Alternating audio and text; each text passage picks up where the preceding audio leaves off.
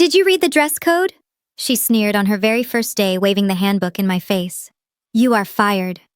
Down in the lobby, the $8 billion investor hugged me. Ready to sign the merger of the decade, he asked. I smiled. I am afraid not. She just fired me, so the deal is off. He turned to her eyes, absolute ice. You did what? I am Kendra, 34 years old, and a senior strategy executive. I spent my entire career building an empire for people who viewed me as disposable. Before I continue, let me know where you are watching from in the comments below. Hit like and subscribe if you have ever had to stand up to people who underestimated your worth. It was a Tuesday morning on the 40th floor of Caldwell Partners. The glass walls of the executive boardroom offered a panoramic view of the Manhattan skyline, but my focus was entirely on the thick stack of documents spread across the long mahogany table. Today was the culmination of 14 months of sleepless nights and precise financial modeling. We were hours away from closing an $8 billion merger with Thorne Industries. Maxwell Thorne, a self-made billionaire who notoriously despised corporate bureaucracy, was flying in specifically to sign the final papers with me. I was wearing a tailored cream pantsuit, a deliberate choice that projected both absolute confidence and approachability. I was reviewing the final asset allocation charts when the heavy glass doors swung open so violently they banged against the stoppers. In marched Gia Caldwell. She was 26 years old, fresh out of a business program her father had bought her way through, and today was her first day as executive vice president. She wore a hot pink designer dress, more appropriate for a nightclub than a financial firm. Following closely behind her were two men I trusted more than anyone. First was Jason, my fiancé of 2 years, a mid-level manager in my department. Next to him was Andre, my African-American brother-in-law, who married my sister Monica. Andre was a junior executive from a prominent political family in Atlanta, highly ambitious and constantly seeking ways to climb the corporate ladder at any cost. I barely had time to look up from my spreadsheets before Gia slammed a thick employee handbook directly onto the legal documents I was reviewing. The smack echoed sharply through the room. What exactly do you think you are wearing? She demanded, her voice shrill. I blinked, taken aback. I am wearing professional business attire, Gia. We have the Thorne merger signing in less than 2 hours. I need to finish reviewing these final clauses. Gia let out a loud, mocking laugh. Professional business attire, she repeated, looking me up and down with disgust. You look like a cheap secretary. This is Caldwell Partners. We represent wealth and power. Did you even read the dress code policy before deciding to show up looking like a complete embarrassment to my father's company? I stood up slowly, matching her chaotic energy with chilling calmness. I have worked at this firm for 10 years, Gia. My wardrobe has never been an issue for the clients who actually bring in the revenue. If you bother to check the financial history of this firm, instead of just memorizing your new title, you will see that I personally saved your father's company from total bankruptcy 5 years ago. When Caldwell Partners was drowning in toxic debt, I brought in the accounts that kept the lights on. I built the portfolio that allows you to stand here today, waving that handbook in my face. Gia's face turned a violent shade of red. How dare you speak to me like that, she screamed, pointing a perfectly manicured finger inches from my face. This is my father's company, which means it is my company. I am the heir to this empire, and I will not be disrespected by some arrogant employee who forgets her place. You think you are indispensable just because you talk to a few rich old men. You are nothing. You are fired. Get your things and get out of my building right now. She lunged forward and yanked my corporate security badge off the lapel of my jacket, snapping the fabric lanyard. I am stripping your access immediately, she announced, a triumphant smirk spreading across her face. Let us see how important you really are when you are standing on the sidewalk with absolutely nothing. The sheer absurdity of being fired by a 26-year-old nepotism hire on the day of the biggest merger in corporate history was staggering, but the true heartbreak was not coming from Gia. I slowly turned my gaze away from her flushed face and looked toward the doorway. Jason and Andre stood there completely silent. I waited for them to step forward. I waited for Jason, the man who promised to spend his life protecting me, to tell this spoiled child that she was making a massive mistake. I waited for Andre, family by marriage, and someone I had personally mentored, to speak reason. The silence in that boardroom was deafening. Neither moved a single inch. Jason actually looked away, studying the pattern on the carpet, as if it were the most fascinating thing he had ever seen. He shifted his weight nervously, taking a subtle step back to distance himself from my sinking ship. Andre just stood there, his posture completely rigid, his face carefully blank, calculating the political winds of the room. They were watching my career burn to the ground, and neither of them was willing to risk their own comfortable positions to hand me a fire extinguisher. I stared at them, the realization hitting me with the force of a physical blow. Then instead of intervening, Andre moved. He did not step forward to defend my decade of flawless service. He did not raise his voice to stop a completely baseless termination. Instead, my own brother-in-law smoothly crossed the carpeted floor and handed Gia a meticulously prepared iced coffee. He offered her a dazzling rehearsed smile. "Your order, Gia. Exactly how you like it," Andre said, his voice dripping with calculated charm. I have to say that was an impressive display of bold leadership. Caldwell Partners absolutely needs a fresh, uncompromising vision to thrive in today's market. You are cleaning house, and it is exactly the kind of decisive action this firm has been starving for. I stared at Andre, my sister's husband. He came from a highly influential political family down in Atlanta, born into a world of country clubs and strategic handshakes. I always knew he was fiercely ambitious, but I never realized he was a snake. He turned his gaze toward me, and his eyes were completely devoid of empathy. He looked at me not as family, but as an obstacle he had just successfully bypassed. "With Kendra stepping down, I am fully prepared to take over her entire portfolio immediately," Andre announced to Gia, gesturing vaguely toward the multi-billion-dollar merger documents still resting on the table. The Thorne Industries deal is highly sensitive. It requires a delicate touch. Frankly, our top-tier clients need a more socially adept representative anyway. They need someone who intuitively understands the nuances of high society networking, rather than someone who just crunches numbers in a back room. I can manage Maxwell Thorne and ensure this merger closes smoothly under your new leadership. The sheer audacity of his statement was almost suffocating. Andre had never even spoken to Maxwell Thorne. He had zero experience managing a portfolio of that magnitude. He was using my termination as a stepping stone, trading my livelihood for favor with the CEO's spoiled daughter. I turned my attention to Jason, my fiancé, the man who had placed a diamond ring on my finger 2 years ago. The man who shared my bed, my home, my life. Surely he would put an end to this circus. I caught his eye for a fraction of a second, pleading silently for him to speak up. Jason quickly averted his gaze. He looked down at his expensive Italian leather shoes I had bought for him as a promotion gift. Then, in a move of pure, unadulterated cowardice, Jason physically took a step back. He shuffled behind Andre, using my brother-in-law's broad shoulders as a human shield. He was actively aligning himself with the new power dynamic in the room. He was choosing his mid-level management salary over the woman who had carried his dead weight for years. Jason was a mediocre strategist, at best someone who rode my coattails to every minor success he ever had. Now faced with a mildly threatening situation, he was willing to watch me burn so he could stay warm. 2 large security guards in dark suits marched into the boardroom. They looked uncomfortable recognizing me as the executive who ran the floor, but they had their orders. Gia pointed a manicured finger in my direction, her pink acrylic nails flashing under the harsh fluorescent lights. "Escort her off the premises immediately," Gia snapped, practically vibrating with power-hungry excitement. "Make sure she does not touch any company files or steal any intellectual property on her way out. She is officially a security risk." I did not scream. I did not throw a tantrum or beg for my job. Begging implies that you value the person you are pleading with, and I had absolutely no respect left for anyone in that room. I smoothly picked up my designer handbag from the leather chair. I looked at Gia with a cold, unblinking stare that made her momentarily falter. Then I looked at Andre, who offered a smug, victorious little nod.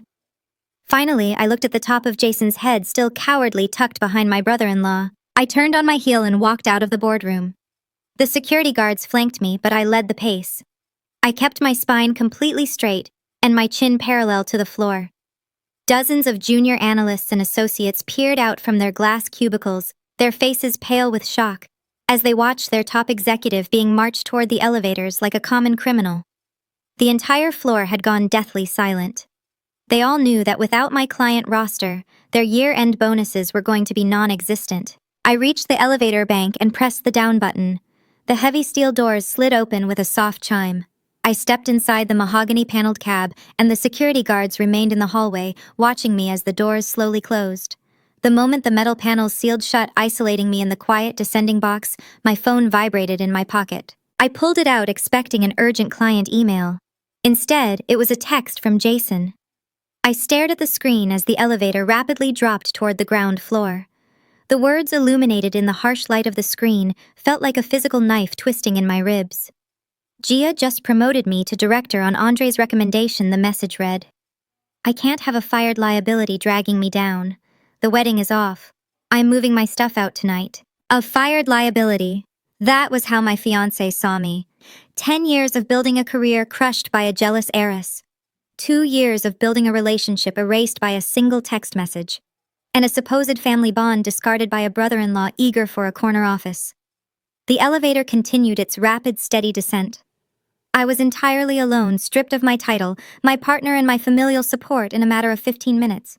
But as the digital numbers above the door ticked downward, the initial shock began to evaporate. The cold numbness in my chest was rapidly being replaced by an entirely different sensation. It was not sorrow, and it was certainly not defeat.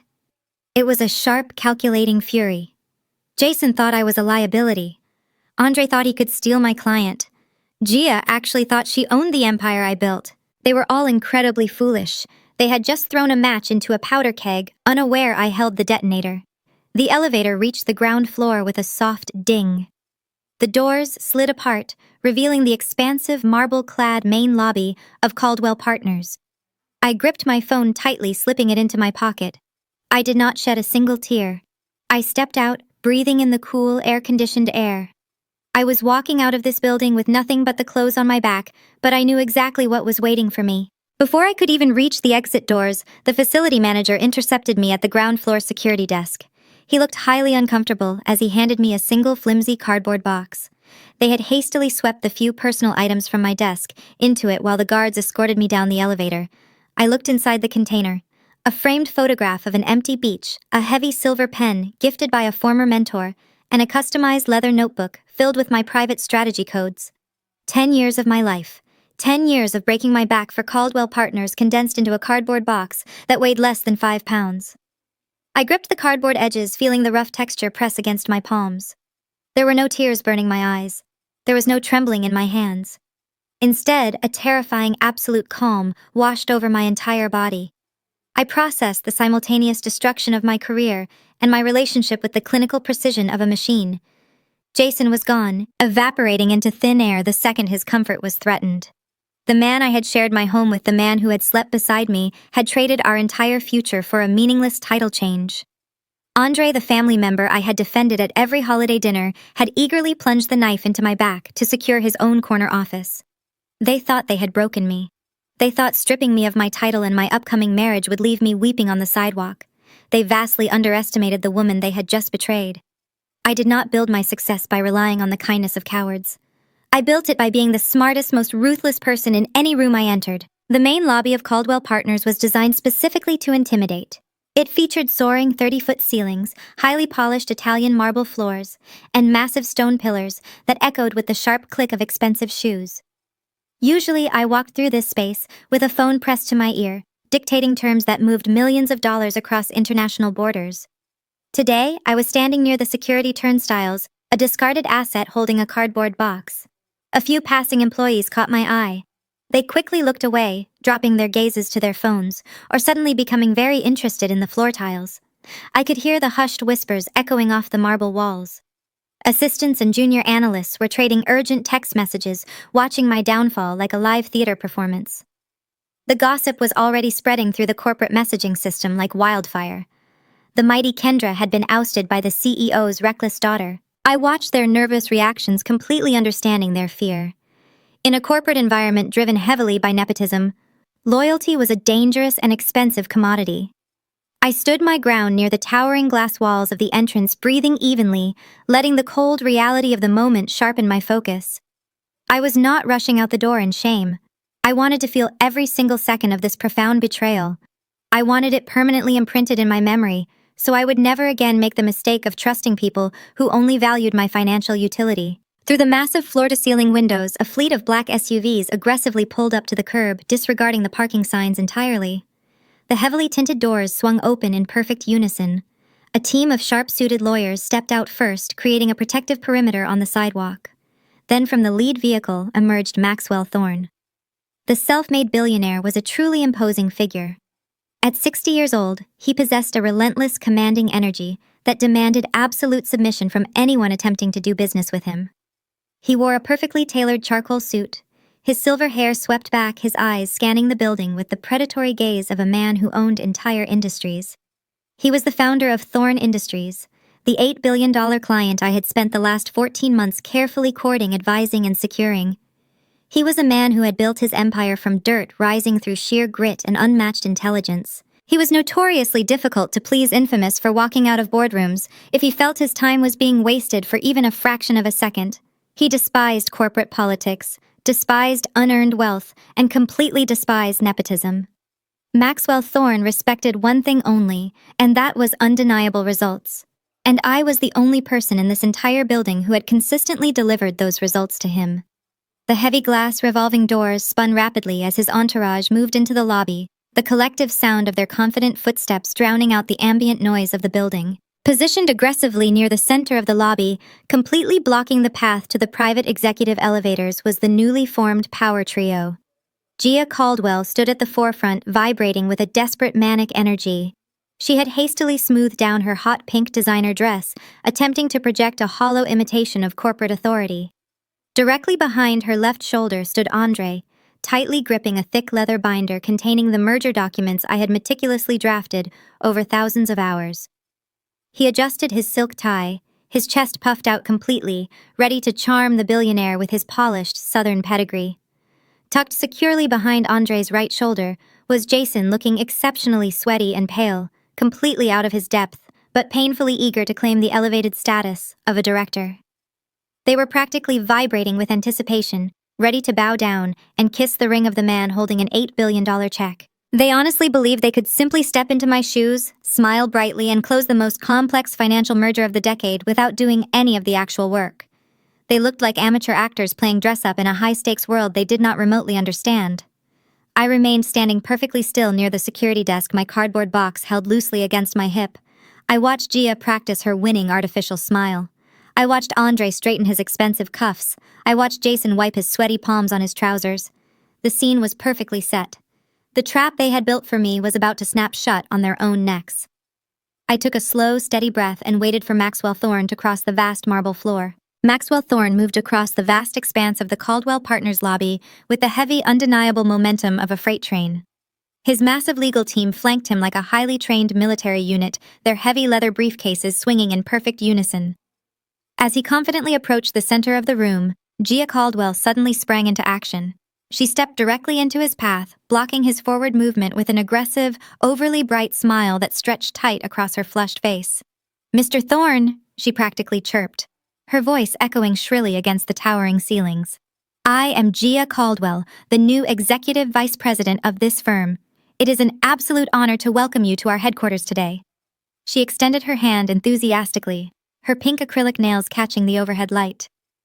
Right beside her, Andre stepped forward in perfect synchronization.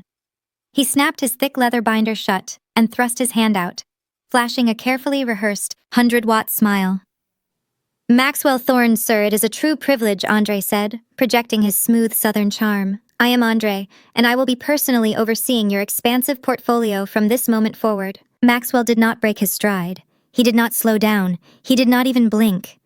He looked at her outstretched hand with the exact same passing annoyance one might reserve for a stray piece of trash blowing across a dirty sidewalk. He looked at Andre as if the man were completely invisible. Without uttering a single syllable to either of them, Maxwell neatly sidestepped the newly minted power trio and continued walking. Her fake smile froze instantly. Andre stood perfectly still, his right hand awkwardly suspended in the empty air. Jason, hiding cowardly behind them, looked completely bewildered. The entire lobby seemed to hold its collective breath as Maxwell Thorne bypassed the executive greeting committee and walked straight toward the security turnstiles, heading directly for the woman holding a flimsy cardboard box. He stopped right in front of me, his stern, imposing expression instantly melting into a warm, genuine smile. "Kendra," he boomed, his deep voice carrying easily across the silent marble room. He reached out, completely ignoring the embarrassing box in my hands, and pulled me into a firm paternal hug. "You look incredibly sharp today. Are you ready to sign the merger of the decade and make us both a ridiculous amount of money?" I stepped back from his embrace and looked him directly in the eye. I kept my voice perfectly level, ensuring the superior acoustics of the grand lobby carried my words clearly back to the trio standing frozen behind him. I am afraid not, Maxwell, I replied calmly. She just fired me. So the deal is off. The words hung in the chilled air like a physical shockwave. The immediate suffocating silence that descended upon the massive lobby was absolute. Behind Maxwell, all the vibrant color instantly drained from her face. Her forced smile collapsed entirely into an expression of sheer, unadulterated terror. His confident posture shattered instantly, his broad shoulders dropping drastically as the harsh reality of my statement physically hit him. Jason actually grabbed the sharp edge of a nearby marble pillar just to steady himself, his face turning an unhealthy, sickening shade of gray. Maxwell Thorne slowly turned his head. The fatherly warmth in his eyes vanished, replaced instantly by a cold, terrifying fury.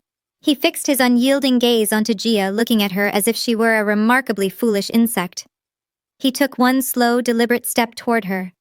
You did what he demanded, his voice dropping to a low, dangerous register that promised absolute destruction. Gia physically recoiled, stammering uncontrollably as she desperately tried to formulate a coherent sentence. Well, I mean, there was a strict policy violation, she stuttered, her voice trembling violently. She was insubordinate, Mr. Thorne, and my father entrusted me to clean up the toxic corporate culture here. It was a necessary structural change for the firm. But please do not worry, sir. The massive deal is completely secure. In her blind panic, she rapidly reached out and grabbed Andre by the arm, shoving him forcefully into the tense space between herself and the furious billionaire. Andre will be taking over your massive account immediately, she gasped, practically hiding behind his frame. He is highly capable, from an excellent political family, and he is fully briefed on all the complex merger documents. Andre swallowed hard, trying desperately to summon his trademark charm, but his face was slick with sudden nervous sweat. Mr. Thorne?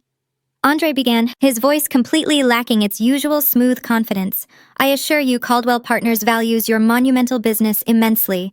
I have personally reviewed all of the preliminary work, and I am fully prepared to facilitate the critical signing today without any interruptions whatsoever. Maxwell simply stared at Andre, his expression shifting rapidly from intense anger to profound, overwhelming disgust. The billionaire did not respond to my brother-in-law immediately. He just stared at the thick leather binder Andre was holding, the very binder containing my original work, my customized strategy, and my absolute dedication. Do you genuinely believe, Maxwell began, his tone remarkably soft, but laced with pure, undeniable venom, that an $8 billion corporate merger is something you can just pick up and read like a comic book? You think because you flipped through some printed pages, you understand the complex financial intricacies I spent a rigorous year developing exclusively with Kendra. Andre opened his mouth to speak, but Maxwell brutally cut him off with a sharp, dismissive wave of his heavy hand. Do not insult my intelligence, boy. I do not do any business with Caldwell Partners. I do business with Kendra. You are literally nothing but an empty suit playing pretend in a dangerous high-stakes world. Jason took another pathetic step backward, desperately pressing his back against the cold marble pillar to remain completely unnoticed. Gia let out a tiny squeak. I just watched them crumble entirely. Hand me that binder, Maxwell ordered, his deep voice echoing sharply off the cold marble walls. Andre hesitated for a fraction of a second, his polished southern facade completely dissolving into raw panic. He looked at Gia for permission, but she was entirely paralyzed by fear, her eyes wide and staring blankly at the furious billionaire. Give it to me right now before I buy this entire building just to legally throw you out the front door, Maxwell commanded. Andre practically shoved the heavy leather binder into Maxwell's outstretched hand, his fingers trembling. The billionaire snatched it away, his jaw set in a rigid line of absolute contempt. He opened the thick leather cover, glancing briefly at the top page where my signature was required. He let out a harsh, humorless laugh that sent a visible shiver down Gia's spine. You actually thought you could just swap names on a piece of paper and inherit an empire, Maxwell said softly. He gripped the thick stack of premium documents with both of his massive hands. With a sudden violent motion, Maxwell Thorne ripped the multi-billion-dollar contract right down the middle. The sound of the thick, expensive parchment tearing echoed through the silent lobby like a gunshot. Gia let out a loud gasp, her hands flying up to cover her mouth. Andre physically recoiled as if he had been struck across the face. Jason remained plastered against the stone pillar, his eyes bulging in absolute horror. Maxwell did not stop there. He stacked the torn halves together and ripped them again, reducing months of meticulous legal work and financial strategy to completely useless confetti. He tossed the shredded pieces of paper directly onto the polished floor at Gia's feet. The pages scattered across the marble, a stark visual representation of her ruined career before it had even officially begun. "Hear me very clearly." Maxwell projected his voice, ensuring that every single employee, security guard, and passing executive in the expansive lobby heard his exact words. Caldwell Partners is nothing but a sinking ship. It is a pathetic, rotting structure built entirely on nepotism, arrogance, and profound incompetence. You people operate under the delusion that your family name carries weight in the real world. Let me educate you right now. Your name is absolutely worthless. The only reason my capital was ever going to flow into this mediocre firm was because of Kendra. She was the singular asset you possessed. She was the only person in this entire building with the intellect, the drive, and the strategic vision necessary to handle Thorn Industries. And in your infinite, blinding stupidity, you just threw her out on the street over a dress code. The entire lobby remained completely frozen. Dozens of employees who had stopped to watch my exit were now witnessing the total annihilation of their company's future. The silence was so absolute you could hear the soft flutter of the torn contract pieces settling on the floor. Gia was trembling violently, tears of pure humiliation threatening to spill over her heavily applied makeup. She tried to speak, to offer some kind of desperate apology or justification, but no words came out. Her throat worked uselessly. Andre stared at the shredded paper on the floor, his grand political ambitions and dreams of a corner office completely destroyed in less than 3 minutes. The reality of his colossal mistake was crashing down on him. He had attached his cart to a dying horse. Jason looked physically ill, realizing his new director title was tied to a company that just lost its biggest lifeline. Maxwell turned his back on the ruined executives, dismissing them entirely from his reality. He looked over at his lead attorney, a tall woman holding a sleek metal briefcase. "We are done here," Maxwell stated firmly. "Call the board of directors. Inform them that Thorn Industries is officially withdrawing all offers, and let them know exactly why." The legal team nodded in perfect unison, turning on their heels to head back toward the exit doors. They moved with absolute efficiency, leaving the chaos behind them. Maxwell then turned his attention back to me. His expression softened instantly, returning to the warm, respectful demeanor he always showed me. He looked at the flimsy cardboard box in my hands and let out a gentle sigh. "Allow me to escort you out of this miserable place, Kendra," he said softly. He formally offered me his arm, his tailored suit sleeve presenting a stark contrast to the chaotic destruction he had just unleashed behind him. I shifted my cardboard box slightly to balance it against my hip and placed my free hand resting gently on his forearm. "Thank you, Maxwell," I replied, my voice steady and clear. Together we walked slowly across the grand lobby. We did not rush. We moved with the calm, measured pace of people who had just won a war without taking a single casualty. I kept my head held high, looking straight ahead at the revolving glass doors and the bright city sunlight pouring through them. I did not look back at the people who had betrayed me. Behind us, the scene was one of complete and utter devastation. Gia Caldwell was softly sobbing, entirely humiliated in front of her entire staff on her very first day as an executive.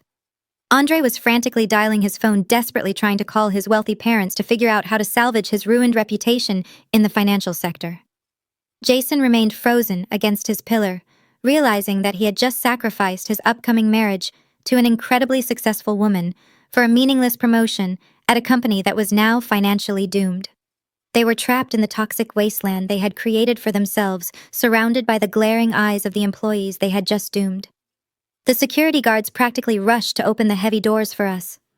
I stepped into the warm city air, completely free and ready for what is next. The heavy glass doors closed behind us, cutting off the suffocating atmosphere of Caldwell Partners. A sleek black Maybach was idling at the curb, its rear door already held open by a uniformed driver.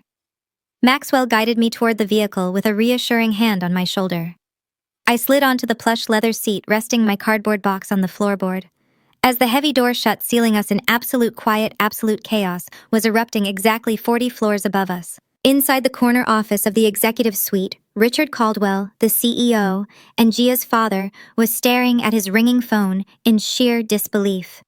Word of the shredded contract had reached the boardroom before Gia even made it back to the elevators. The firm's stock was already experiencing pre-market turbulence just from the leaked rumors of Thorne's exit. Richard slammed his fist onto his desk just as Gia, Andre, and Jason stumbled into his office. Gia was hyperventilating, her carefully applied makeup ruined by streaks of mascara. Before her father could even demand an explanation, she launched into a desperate, frantic defense. She claimed my insubordination was an incredibly massive legal liability. She screamed that I had insulted her authority in front of the entire staff and that terminating me was the only way to protect the firm's structural integrity. Richard was not a fool. He knew my numbers and he knew the $8 billion deal was the only thing keeping the firm solvent. He turned his furious gaze to Andre, demanding to know how the transition plan had failed so catastrophically. Andre, realizing instantly that the golden goose was dead and his own neck was on the chopping block, did not hesitate for a single second. He smoothly manipulated the entire narrative, completely erasing his own direct involvement. Andre stepped forward, his face a mask of deep professional concern, and pointed a steady finger directly at Jason. He threw my former fiancé entirely under the bus. Andre claimed that Jason had aggressively pushed for my termination behind closed doors, alleging that Jason had promised he could easily manage the Thorn account himself. Andre painted a vivid picture of Jason as a jealous, incompetent partner who had fed Gia false information about my performance, just to steal my job. Jason stood there absolutely dumbfounded, his jaw hanging open as the brother-in-law he had just allied with systematically destroyed his career. Jason stammered desperately, trying to deny the entirely baseless accusations immediately to save himself, but his natural cowardice made him look entirely guilty. Richard Caldwell, desperate for a scapegoat to present to the board of directors, fired Jason on the spot. Within 10 minutes of my departure, Jason found himself being escorted out of the building by the exact same security guards who had walked me out entirely ruined and completely alone. Down in the city traffic, the Maybach glided smoothly away from the towering glass building. I leaned back against the headrest, feeling the tension slowly drain from my shoulders. Maxwell poured 2 glasses of sparkling water from the chilled compartment and handed one directly to me. He did not speak immediately. He just watched the city blocks roll by, allowing me a few moments to process the magnitude of the morning.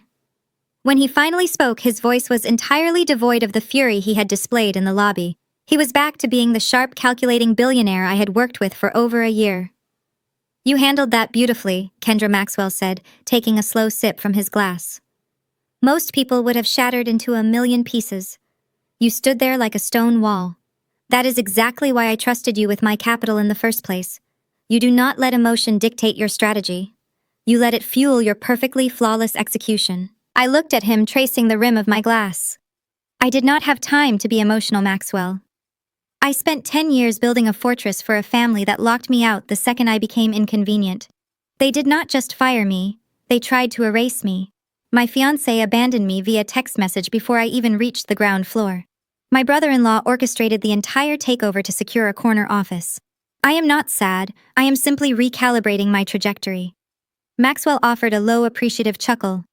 "I know you are," he replied, setting his glass down very softly. "That is exactly why I pulled my capital. Richard Caldwell is a dinosaur and his daughter is a liability. That firm will bankrupt within 6 months without your portfolio to prop up their terrible investments. But I have a problem, Kendra. I have $8 billion in liquid assets that need to be deployed aggressively by the end of the fiscal quarter, and the only strategist I trust is currently unemployed and sitting in my car with a cardboard box." He turned to face me fully, his expression shifting into complete uncompromising business focus. "I am opening a new private equity fund under the massive Thorn Industries umbrella," he then stated to me very clearly. "It will operate completely independently. We will target aggressive acquisitions, distressed assets, and corporate takeovers. I need a managing director who knows how to spot weakness and exploit it without hesitation. I want you to run the fund. You will have full autonomy, unlimited resources, and an initial compensation package that triples whatever miserable salary Caldwell was paying you, plus a 20% cut of the carried interest on every single deal you close." I stared at him, my mind rapidly calculating the sheer scale of the power he was handing me. This was not just a job offer, this was a fully funded weapon.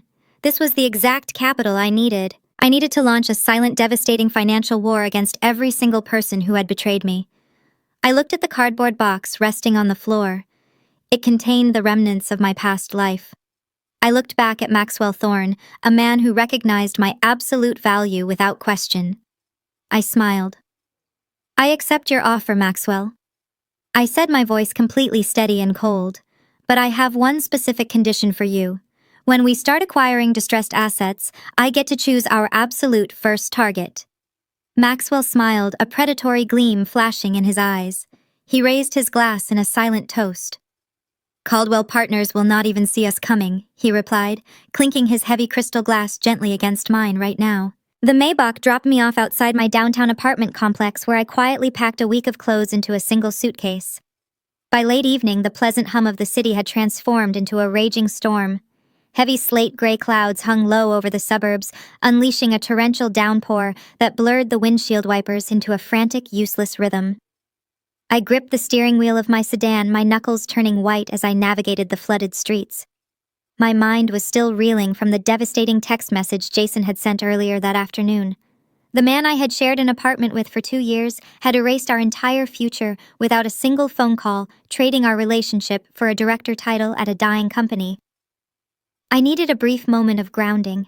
I needed a sanctuary, a place where I could find a shred of familial comfort amidst the complete destruction of my personal and professional life. Naturally, my instincts pointed me toward my parents' house in the affluent neighborhood of Greenwich. I pulled my car into the familiar circular driveway, cutting the engine and staring up at the sprawling colonial home. The house glowed warmly against the dark, stormy night, its manicured lawn and classic white pillars, looking just as they had throughout my entire childhood. For decades, this house had been marketed to the outside world as a fortress of stability and success. But to me, it represented a lifetime of conditional affection and financial extraction. I grabbed my purse, pulled my trench coat tight against the lashing rain, and jogged up the front steps. I did not bother ringing the doorbell.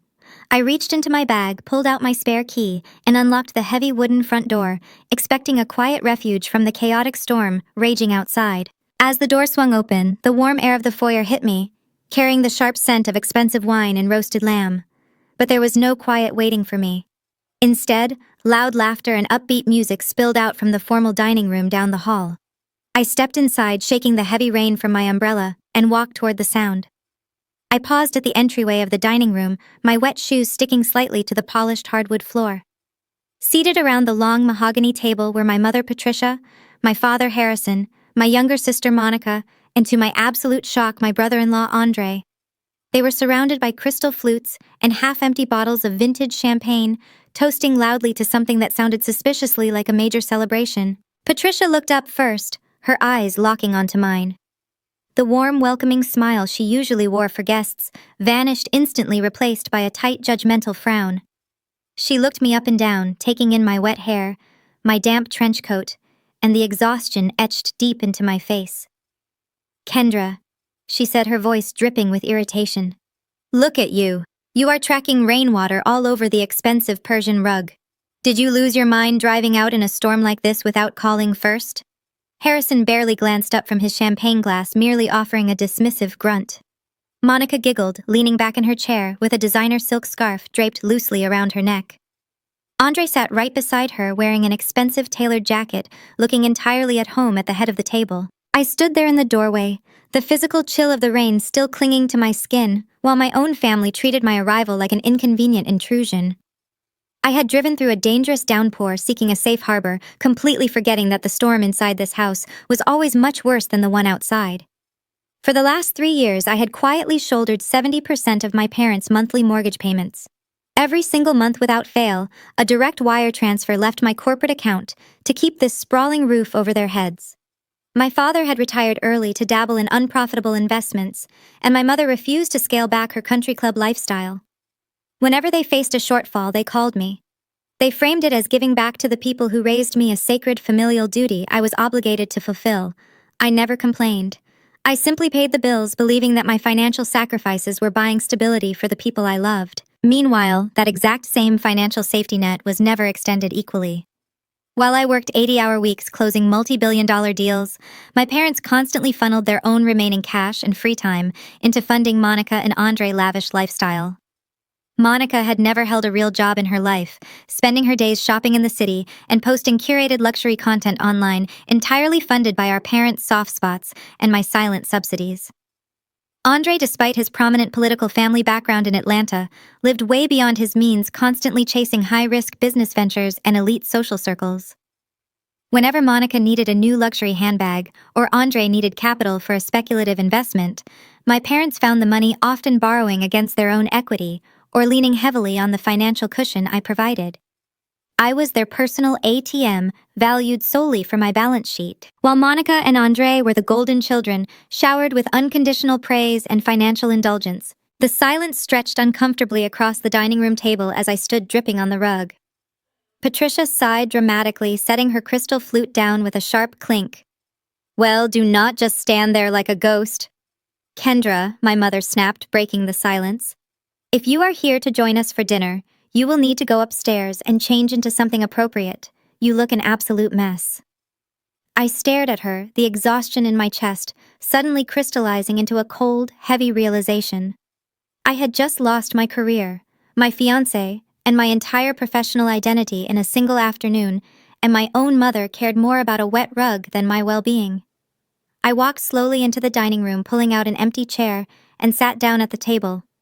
I looked around the room at the expensive food, the champagne, and the glowing faces of the people I had financially sustained for years. I needed to see just how deep the betrayal went. I sat at the polished mahogany table, ignoring the puddle of rainwater slowly forming around my boots on my mother's expensive rug. The clinking of crystal glasses had stopped the moment I entered, but the smug, self-satisfied energy in the room remained incredibly thick. Harrison finally put down his champagne flute and cleared his throat loudly. "We were having a private family celebration, Kendra," he announced, adjusting his expensive reading glasses. "Since you decided to barge in uninvited, you might as well congratulate your brother-in-law." "Congratulate him for what exactly?" I asked, my voice dangerously even. I folded my hands on the table, looking directly at Andre. Andre had the audacity to flash me a sympathetic, entirely fake smile. He reached over and placed his hand affectionately over Monica's hand. "Well," Andre started puffing out his chest under his tailored jacket. "It has been a wildly unpredictable day at the firm. I know you had a difficult morning with the new executive vice president, but the company has to move forward. Gia Caldwell recognized my potential and my ability to navigate high-stakes environments. She officially promoted me to Senior Director of Strategy this afternoon." Monica squeezed his hand tightly, beaming with immense pride. "And that is not even the best part," my sister chimed in, tossing her perfectly styled hair over her shoulder. "Andre is taking over the entire Thorne Industries account. He is going to be the lead executive on the $8 billion merger. Can you even imagine the commission on a deal that size? We are already looking at vacation homes in Aspen to celebrate." I stared at them. I looked at Monica, who was excitedly planning a luxury vacation funded by the exact client I had spent 14 sleepless months securing. I looked at Andre, who was sitting at my parents' dining table drinking their expensive champagne, actively bragging about stealing my livelihood. Then I looked at my mother. Patricia was positively glowing. She raised her glass toward Andre. To Andre, she declared proudly, "A true visionary who understands how to build a legacy. We always knew your Atlanta pedigree would take you straight to the top of the corporate ladder. You are the son we always wanted, and you are providing such a beautiful, secure life for our precious Monica." My father nodded in enthusiastic agreement. "It takes a certain kind of finesse to handle billionaires," Harrison added, cutting a piece of roasted lamb. "You need a refined background. You cannot just bully your way through negotiations like a bull in a china shop. Frankly, Kendra, your aggressive approach was always going to backfire eventually. You should take notes from Andre on how to manage these delicate corporate relationships with grace." The sheer delusion in the room was almost suffocating. They were sitting in a house I paid for, eating food I subsidized, while celebrating the man who helped orchestrate my professional assassination. I did not scream. I did not flip the table. I simply leaned back in my chair and let out a short, cold laugh. The sound cut through the warm, celebratory atmosphere like a razor blade. The smiles around the table instantly vanished. Patricia slammed her fork down onto her porcelain plate. "What on earth is so funny, Kendra?" she demanded, her face flushing with sudden anger. "Your brother-in-law achieves a monumental career milestone, something you clearly failed to maintain, and you sit there laughing like a bitter child. Have you absolutely no shame?" "I am not laughing out of bitterness, Mother," I replied, my voice dropping to a low carrying register. "I am laughing because you are all celebrating a ghost." I turned my gaze back to Andre, watching the fake confidence slowly start to melt off his face. "Did you actually tell them what happened in the lobby, Andre?" Did you tell them about your delicate, refined interaction with Maxwell Thorne? Andre swallowed hard, his Adam's apple bobbing nervously. The color began to drain from his cheeks. It was just a minor scheduling conflict. Andre stammered, quickly refusing to meet my eyes. Mr. Thorne was just surprised by the sudden transition. It will be smoothed over by tomorrow morning. I shook my head slowly. A minor scheduling conflict. Is that what you are calling the complete destruction of your firm? I looked at my parents, who were now staring back and forth between Andre and me in confusion. Let me tell you exactly what happened today, I said clearly. Gia Caldwell fired me. Andre and Jason stood by and did absolutely nothing. Then they boldly marched down to the lobby to introduce themselves to Maxwell Thorne. And do you know what the billionaire did? He completely ignored your refined, visionary son-in-law. He took the merger contract, the one I spent a year drafting, and he ripped it into shreds right in front of the entire company. Monica gasped loudly, her hand flying to her chest. Patricia turned entirely pale. What are you talking about? My mother whispered. I leaned forward, resting my arms on the table. The $8 billion deal is gone. Maxwell Thorne pulled all of his capital. He publicly announced that Caldwell Partners is a sinking ship of nepotism and incompetence. The firm is financially doomed. They will be bankrupt in months. Your golden boy here did not secure a legacy. He secured a corner office on the Titanic. And Jason, my supposed fiancé, was fired 10 minutes later. The dining room descended into a heavy, suffocating silence. The reality of the situation hit them like a physical blow.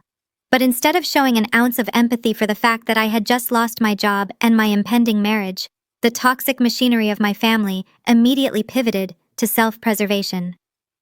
Patricia's initial shock twisted rapidly into vicious, blinding fury. She did not direct it at Andre. She directed it entirely at me. You ruined it! My mother shrieked, standing up so violently her chair tipped backward and crashed onto the floor. You vindictive, selfish girl. You purposely sabotaged that meeting because you could not stand to see Andre succeed. Monica began to cry, but not for me. She was crying for her Aspen vacation and her designer lifestyle. What are we supposed to do now, Kendra? Monica whined, dabbing her eyes with a silk napkin. Andre promised me we were buying the new house. You are so incredibly selfish. You always ruin everything for me. I looked at my sister, a grown woman throwing a tantrum over vacation homes, while her sister's life had just been detonated. Harrison leaned over the table, his eyes wide with financial panic. Do you have any idea how much money we have tied up right now? We have obligations, Kendra, real obligations. You cannot just walk away from a firm like Caldwell Partners. You will call Gia Caldwell first thing tomorrow morning. You will apologize for whatever disrespectful thing you said, and you will beg for your job back so Andre can keep his position. I stared at my father, the words hanging in the stifling air of the dining room. Apologize. Beg for my job back. I had just told them that I was publicly humiliated, stripped of my security badge, and dumped by my fiancé via a cowardly text message. Yet to my father, I was simply a broken tool that needed immediate repair so the family could continue extracting my resources. I looked at Harrison's red, panicked face. I am not apologizing to anyone, I said, my voice cutting through the tension like glass. Gia fired me because she is a spoiled child playing dress-up in her father's company. I did absolutely nothing wrong, and I will never grovel to a woman who destroyed my life just to flex her ego. Patricia stepped around the fallen chair, her heels clicking against the hardwood floor. She crossed her arms, looking at me with pure disdain. You have always been entirely too rigid. Kendra, my mother spat, her voice shaking with rage. You walk into boardrooms thinking you are the smartest person alive. You completely lack grace and social finesse. You offended the CEO's daughter on her first day because you refused to play the game. You brought this entire disaster upon yourself, and now you are punishing us for your abrasive personality. I stood up slowly, pushing my chair back. My damp clothes clung uncomfortably to my skin, but I felt nothing but white-hot clarity. I am rigid because I have to carry the weight of this entire family, I shot back. Who do you think pays for this dining room? Who do you think pays the mortgage on this house? My abrasive personality, working 80 hours a week, keeps you in champagne and roasted lamb. Do not dare throw your money in our faces, Patricia shrieked, pointing a trembling finger at me. Money is just money. It does not buy class, and it certainly does not buy a legacy. She gestured wildly toward Andre, who sat quietly letting my parents fight his battles. Andre is the future of this family, Kendra. Look at him. He comes from one of the most powerful political lineages in Atlanta. His family name opens doors that your little spreadsheets could never pry apart. He has the pedigree, the charm, and the vision to elevate our status in society. You are just a worker bee. You were meant to build the foundation so Andre and Monica could enjoy the view. Instead, you selfishly tore the whole building down because your massive ego could not handle taking orders from a Caldwell. The sheer delusion was staggering. My mother honestly believed Andre's empty political connections were more valuable than tangible capital. She willingly sacrificed her daughter to protect a son-in-law who was a catastrophic failure. I looked at Andre. He refused to meet my gaze, intensely studying his empty plate. He was perfectly content to let my parents verbally crucify me, as long as it kept the spotlight off his monumental blunder in the lobby. Harrison slammed his fist on the table, making the glasses rattle violently. "Enough of this absolute nonsense," my father barked, his face turning a dangerous shade of purple. "We do not have time for your pride, Kendra. We have real-world problems right now. Monica and Andre have a lifestyle to maintain, and Jason will be ruined if he does not get his position back. You are going to fix this. You are going to pick up your phone right now. You are going to call Gia Caldwell, and you are going to beg on your hands and knees if you have to." I looked at my father, studying the frantic, desperate look in his eyes. There was something else there, something darker than just losing his favorite son-in-law's imaginary promotion. He looked like a man standing on the edge of a financial cliff, terrified of the impending drop. "You want me to beg for Jason?" I asked, my tone deadly quiet. "The man who texted me to cancel our wedding because I was a liability to his career. You want me to beg for Andre, the man who actively tried to steal my $8 billion client while my security badge was still warm?" "They are your family!" Harrison roared, completely ignoring the horrific betrayal I had just outlined. "You have an obligation to us. You do not get to just walk away and let the rest of us drown. You will call the firm tomorrow morning. You will apologize to Gia, smooth things over with Maxwell Thorne, and restore Andre and Jason to their positions. If you must take a pay cut to make it happen, you will do it. That is what family does." I stared at the four of them. My mother practically vibrating with narcissistic rage. My father demanding I sacrifice my dignity to save his precarious social standing. My sister crying over a vacation she did not earn. And my brother-in-law the cowardly architect of this entire disaster. I felt a strange, cold peace settle heavily over my chest. For 34 years, I had desperately tried to earn their love through financial devotion and unwavering loyalty. In one single afternoon, the truth had finally been dragged out into the light. They did not love me. They never loved me. I was nothing but a highly efficient utility, and the moment my power was cut, I was immediately discarded. I reached into my pocket and pulled out my car keys. The metal jingled softly in the tense, silent room. "I am never calling Gia Caldwell," I stated, my voice completely devoid of emotion. "I am never stepping foot in that firm again. I will not lift a single finger to save Jason, and I will absolutely watch Andre crash and burn with a smile on my face. You chose your visionary, now you can let his political lineage pay your bills." The silence only lasted for a fraction of a second before the eruption occurred. Harrison's face morphed from a flushed purple into a terrifying mask of unrestrained fury. He lunged across the space between us, his large hands aggressively grabbing the wet fabric of my trench coat. He yanked me forcefully toward the entryway, his fingers digging painfully into my shoulders. Patricia followed closely behind us, her face twisted into a vicious sneer. "Get out of my house!" Harrison roared, his voice echoing. "If you are going to act like an ungrateful, selfish child who refuses to protect her own blood, then you do not belong under this roof." I did not fight him. I let him drag me toward the wooden door. The sheer absurdity of the situation stripped away any lingering desire to resist. I was the one paying for the roof he was kicking me out from under, but logic had abandoned this family. Patricia stepped in front of Harrison, reaching out to rip the spare key from my trembling hand. "You have lost your mind, Kendra." My mother spat, her eyes flashing with pure malice. "You are throwing away everything we have built just to satisfy your massive ego. We are completely done with you. Do not come back until you learn how to bow your head." She shoved the heavy door open, letting the freezing torrential rain whip aggressively into the warm foyer. Harrison roughly pushed me out onto the wet concrete of the front porch. I stumbled slightly, catching my balance just before I hit the stone steps. The icy wind cut immediately through my damp clothes, biting deep into my skin. Before Harrison could completely slam the heavy door in my face, Monica squeezed past our mother. My younger sister stood in the doorway, the warm light of the chandelier framing her perfectly styled hair. She looked at me with a sickeningly sweet, malicious smile that I will never forget for the rest of my life. You really should have just apologized to Gia. Kendra, Monica said, her voice dripping with venomous delight. You see, Mom and Dad needed your account to stay active. They just took out a massive second mortgage on this house last month. They gave all the cash to Andre so he could fund his new crypto and luxury real estate venture down in Atlanta. It is highly leveraged. Without your corporate salary, subsidizing the monthly payments, the bank is going to take this house in less than 90 days. You really ruined it for yourself. The heavy oak door slammed shut with a deafening thud, followed immediately by the sharp metallic click of the deadbolt sliding into place. The porch light was instantly switched off, plunging me into absolute darkness. I stood frozen on the concrete steps as the freezing rain battered my face and shoulders. Monica's words echoed loudly in my mind, cutting cleanly through the roaring sound of the storm. A massive second mortgage. A highly risky crypto and real estate venture led by Andre. The absolute magnitude of their financial stupidity washed over me like a physical wave. They had not just bet on Andre's imaginary political pedigree. They had literally bet the entire house on it.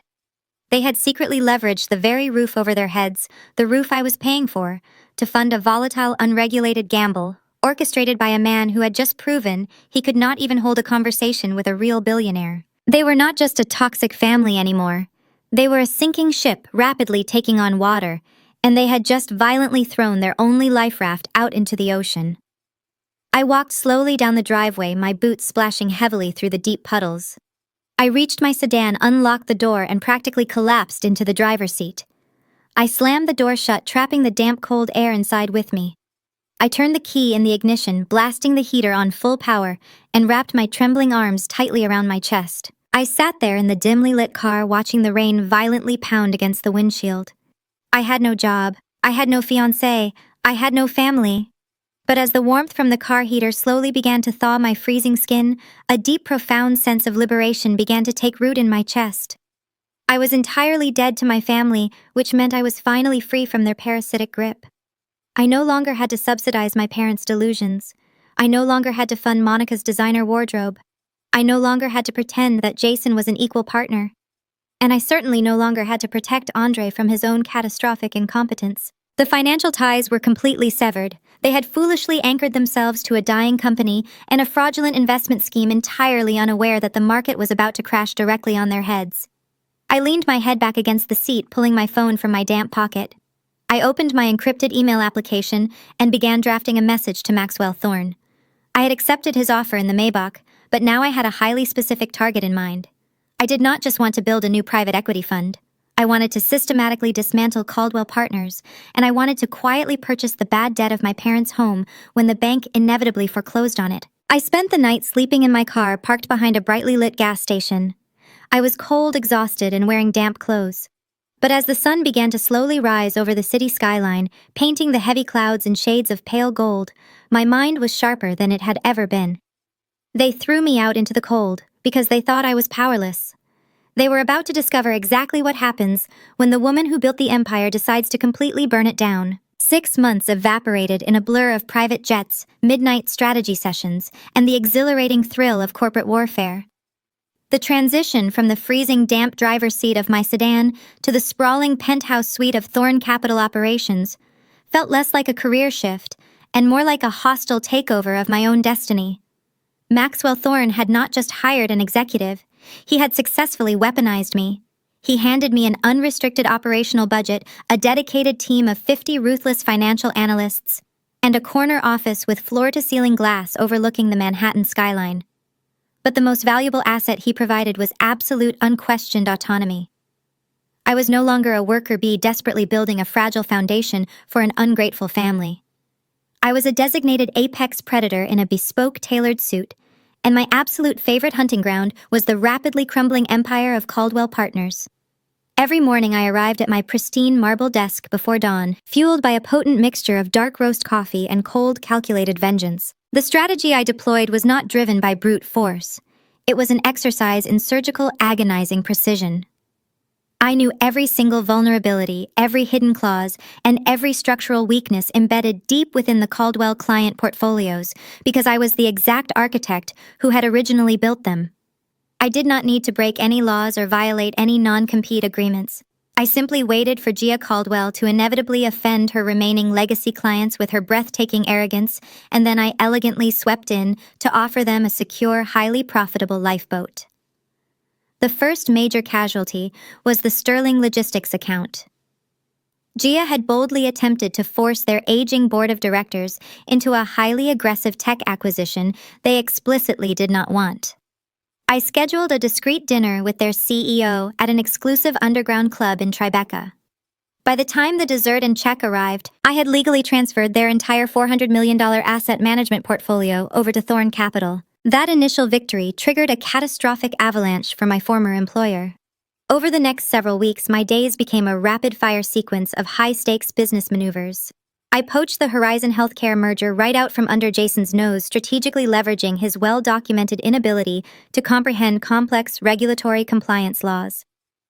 I watched from the comfort of my leather chair as the business news networks broke the story of Horizon, pulling their capital, citing a severe lack of confidence in Caldwell management. Next came the Vanguard Tech Initiative. Andre had somehow convinced Gia to let him lead the quarterly presentation for Vanguard, operating under the severe delusion that his Southern political charm would compensate for his utter lack of financial literacy. According to my inside sources, Andre spent 45 minutes mispronouncing key industry terms and accidentally presented a slide deck containing severely outdated valuation metrics. I immediately capitalized on the sheer embarrassment, sending the Vanguard executives a personalized, flawless recovery strategy. They happily signed a massive contract with Thorn Capital the very next morning. I transformed the right wall of my office into a massive digital command center entirely dedicated to monitoring the real-time destruction of Caldwell Partners. It was a beautiful, mesmerizing display of corporate hemorrhage.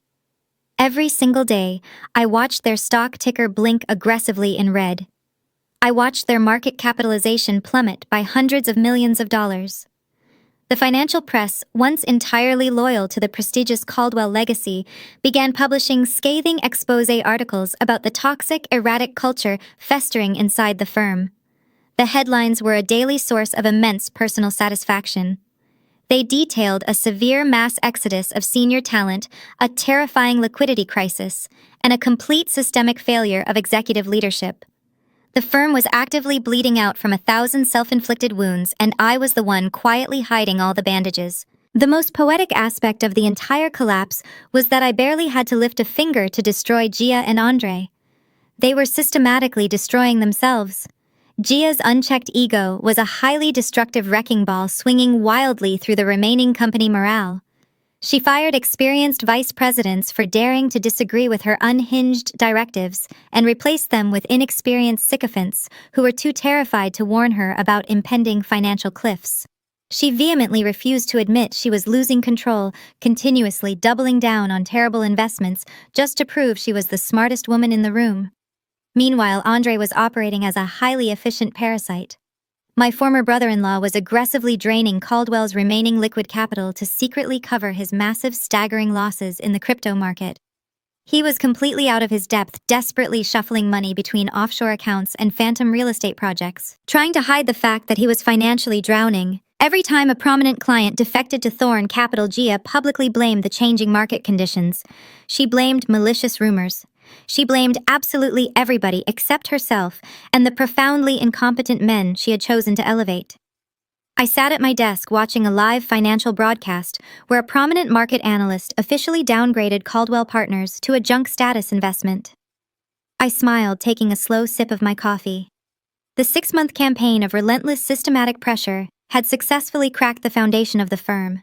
They were desperately gasping for air, burning through their emergency cash reserves just to keep the lights on in their extravagant lobby. But driving Gia to the brink of bankruptcy was only phase 1 of my master plan. I did not just want to defeat them in the open market. I wanted to completely eradicate them from the financial sector. I reached across my desk and tapped the intercom button, calling my lead analyst into the office. It was time to completely sever their final desperate lifeline, and I knew exactly where they were hiding it. My lead analyst, a sharp young woman named Elena, walked into my office holding a sleek silver tablet. She did not need to say a single word. She simply placed the tablet on my pristine marble desk and tapped the screen. A live feed of internal corporate memos from Caldwell Partners illuminated the display. Gia Caldwell had officially panicked. In a desperate, frantic attempt to satisfy her furious board of directors and temporarily halt the massive financial bleeding, she had authorized an immediate and brutal wave of executive layoffs. The strategy was entirely transparent. She was sacrificing her most expensive, least productive staff members to artificially inflate the quarterly balance sheet. I scrolled slowly through the digital list of terminated employees, my eyes scanning the names with predatory anticipation. There it was, Jason Mercer. The man who had callously ended our engagement via a cowardly text message to secure his corporate ascent had just been unceremoniously discarded by the very woman he sold his soul to impress. He was escorted out of the building by private security, carrying his pathetic belongings in a cardboard box, entirely ruined and permanently marked as damaged goods in the financial sector. He had traded me for a golden ticket that immediately burst into flames. But Jason was merely collateral damage in the grander scheme of my revenge. The real target, the absolute epicenter of my family's toxic delusion, was Andre. I handed the tablet back to Elena and instructed her to pivot all of our surveillance resources directly onto Andre's offshore financial activities. It did not take long for his fragile house of cards to violently collapse. For months, Andre had been aggressively funneling immense amounts of capital, including the massive cash injection from my parents' second mortgage, into a highly unregulated, decentralized finance network. He had heavily leveraged their family home to buy into a luxury real estate crypto token that promised guaranteed astronomical returns. It was the exact type of flashy, high-risk garbage that attracted arrogant men who desperately wanted to be wealthy without actually doing any of the rigorous analytical work. The catastrophic implosion happened on a Tuesday morning. The global cryptocurrency market experienced a severe, sudden correction, sending highly leveraged digital assets plummeting into the abyss. But Andre's venture did not just lose value, it was completely eradicated. A joint task force of federal regulators and international financial authorities raided the corporate headquarters of the token developers. The entire operation was spectacularly exposed as a massive, elaborate, fraudulent scheme. The luxury real estate portfolio they claimed to own did not actually exist. The liquidity pools were entirely drained. The developers fled the country, leaving thousands of arrogant investors holding absolutely nothing. The digital ledgers froze, and within a span of 4 terrifying hours, every single dollar Andre had invested simply vanished into the digital ether. The financial shockwave tore through my former family with absolute devastation. The massive loan my parents had taken out against their sprawling colonial home was instantly vaporized. There was no safety net, no government bailout, and absolutely no way to legally recover the stolen funds. Andre, the visionary genius with the powerful Atlanta political lineage, was suddenly staring down the barrel of insurmountable debt and potential federal indictments. The millions of dollars he had aggressively gambled away were gone, and he had zero tangible assets left to liquidate. His bank accounts were immediately frozen by nervous creditors, and the heavy, crushing weight of reality finally crashed down upon his fabricated empire. The absolute destruction of their carefully curated lifestyle unfolded in a spectacular, highly public fashion. Monica, completely oblivious to the financial apocalypse detonating around her husband, was spending her afternoon at a high-end designer boutique on Fifth Avenue. I received the details later from a mutual acquaintance who had the distinct pleasure of witnessing the entire meltdown firsthand. Monica had casually approached the register with 3 exclusive leather handbags, entirely expecting her platinum credit card to smoothly facilitate the exorbitant transaction. The cashier swiped the card. It was instantly declined. Monica, acting with her usual entitled outrage, demanded they try it again, loudly blaming the boutique's machine for the humiliating error. She confidently produced a second card and then a third. Every single account flashed the exact same red error message. Insufficient funds. Account frozen. The facade of the wealthy, untouchable golden couple shattered completely right there on the polished marble floor of the boutique. The store manager discreetly asked her to step aside, effectively treating my spoiled sister like a common vagrant trying to run a retail scam. Monica desperately called Andre, screaming into her phone right in the middle of the luxury store, only to have his voicemail pick up because he was too busy dodging aggressive calls from his furious creditors. She fled the boutique in tears, leaving the handbags behind, completely stripped of her powerful social armor. In a matter of hours, their luxurious lifestyle imploded. The luxury car dealership arrived at their upscale apartment complex to legally repossess the imported sports car Andre had leased under false financial pretenses. The exclusive country club they belonged to immediately suspended their membership for failure to pay the exorbitant monthly dues. The endless stream of extravagant dinners, designer clothes, and curated social media posts came to a violent screeching halt. They were no longer the elite socialites of Atlanta and New York. They were completely broke, heavily indebted frauds who had destroyed their own lives through sheer, unadulterated greed. I sat back in my leather chair looking out over the sprawling city skyline as the rain began to lightly tap against the thick glass of my office window. The storm that had thrown me out onto the freezing street 6 months ago had finally circled back, and this time it was absolutely pouring directly onto the people who had locked the door. But the destruction was not quite finished. Monica and Andre were financially ruined, but my parents still had to face the terrifying consequences of their own narcissistic gamble. The certified letter arrived on a Thursday morning, delivered by a thoroughly disinterested postal worker who required a signature before handing over the heavy manila envelope. Harrison stood in the grand foyer of the Greenwich House, his hands trembling slightly as he stared at the return address, printed in stark black ink. It was the primary lending division of the National Bank, the exact institution that held the massive second mortgage he and Patricia had so arrogantly secured. He ripped the envelope open, his eyes scanning the dense legal jargon until they locked onto the only words that truly mattered. Notice of intent to foreclose. The grace period had entirely evaporated. The missed payments, which had previously been seamlessly covered by my automated wire transfers, had finally triggered the catastrophic default clause. They were officially 90 days delinquent, and the bank was legally initiating the process to seize the property. Harrison dropped the paperwork onto the polished mahogany table, the very same table where they had proudly toasted to my professional demise just 6 months earlier. The blood completely drained from his face. He called for Patricia, his voice cracking with unfiltered panic. When she read the notice, her initial reaction was not fear, but extreme, indignant denial.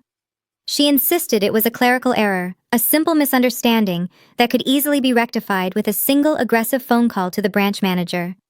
But the reality of their financial destitution was absolute. They had zero liquid assets. The crypto venture was exposed as a massive federal fraud, and they did not have a single dollar left to appease the bank. The colonial fortress they had used to project their elite social status was aggressively crumbling beneath their feet. In a frantic, desperate bid for survival, Harrison decided to deploy their final imagined safety net. He rushed into his study and dialed the private number for Andre's wealthy parents down in Atlanta. For years, Patricia had relentlessly bragged about this powerful political lineage treating their southern in-laws like an infinite reservoir of prestige and capital. Harrison paced the Persian rug, clutching the phone to his ear, fully expecting a swift, generous bailout to protect the family name. The call was answered by Andre's father, a ruthless political operator who cared exclusively about optics and public perception. Harrison nervously explained the situation, stammering through a highly sanitized version of the crypto fraud and begging for a temporary bridge loan to save the Greenwich estate. The response he received was fiercely brutal and entirely devoid of empathy. Andre's father did not offer a single cent. Instead, he coldly informed Harrison that they were actively legally distancing themselves from Andre to protect their own political campaigns from the fallout of the federal investigation. They had officially cut their son off, disinherited him, and instructed their public relations team to frame him as a rogue, estranged relative.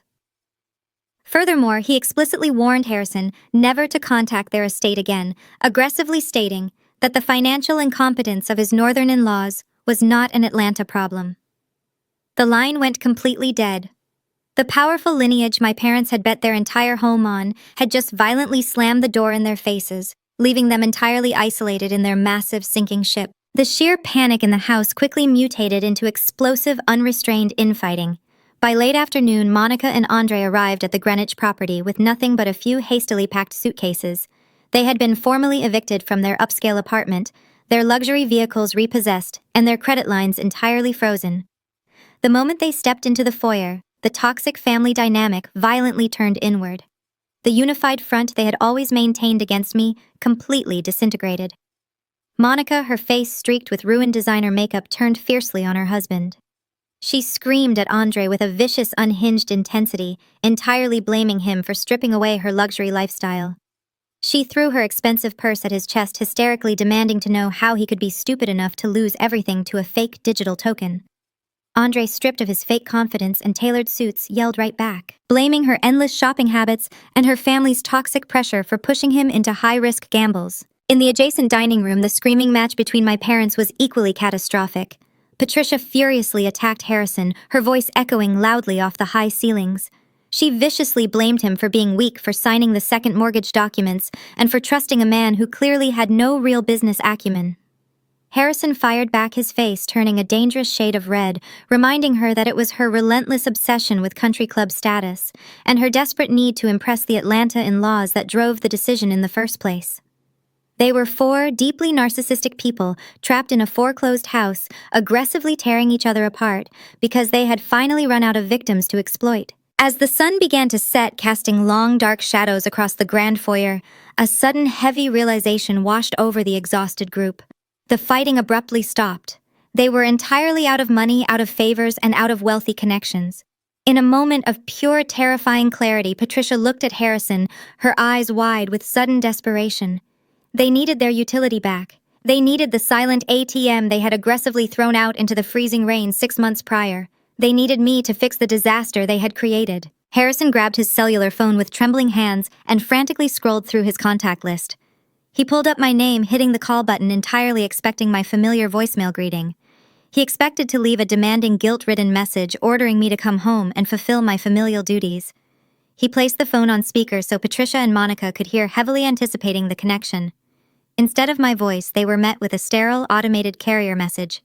The number you have dialed has been disconnected and is no longer in service. The automated voice repeated the brutal fact a second time before the line automatically dropped. The phone slipped from Harrison's hand, clattering loudly onto the hardwood floor.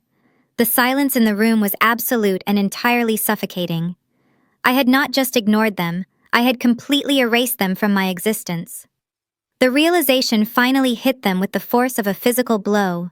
They were entirely alone, trapped in a house that no longer belonged to them, completely tethered to a sinking ship with absolutely no lifeboats remaining. While they sat suffocating in the dark reality of their own making, completely isolated from the wealthy connections they had worshipped, I was standing in the brightly lit conference room of Thorn Capital, finalizing the most critical transaction of my entire career. I did not operate with frantic desperation or emotional impulsivity. I operated with the cold, methodical precision of a highly trained surgeon excising a malignant tumor. 6 weeks prior, Maxwell Thorne and I had quietly established a completely anonymous holding company under the name Obsidian Financial Strategies. It was a phantom entity, a perfectly legal corporate ghost, backed entirely by an initial capital injection of $200 million from Maxwell's private equity reserves. The sole purpose of Obsidian Financial was to serve as my personal instrument of absolute conquest. I was not simply going to watch Caldwell Partners bleed out in the open market, like a passive observer. I was going to systematically purchase the blood right out of their veins. By late October, the financial distress at Caldwell Partners had escalated from a severe liquidity crisis into a terminal death spiral. Gia Caldwell had exhausted every single traditional avenue of corporate salvation.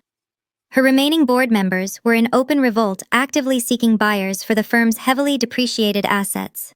In a desperate bid to maintain operating capital during the summer, Caldwell Partners had previously issued massive amounts of high-yield corporate bonds. As the firm's credit rating plummeted to junk status, the value of that debt tanked completely. Institutional investors were frantically dumping the Caldwell bonds for pennies on the dollar, terrified of a total default. That was exactly when I deployed Obsidian Financial. Operating entirely in the shadows, I directed my team of aggressive analysts to sweep the secondary market. Over the course of 3 relentless weeks, we quietly purchased every single piece of Caldwell Partners' bad debt. We did not alert the financial press. We did not file public disclosures until the very last possible legal second.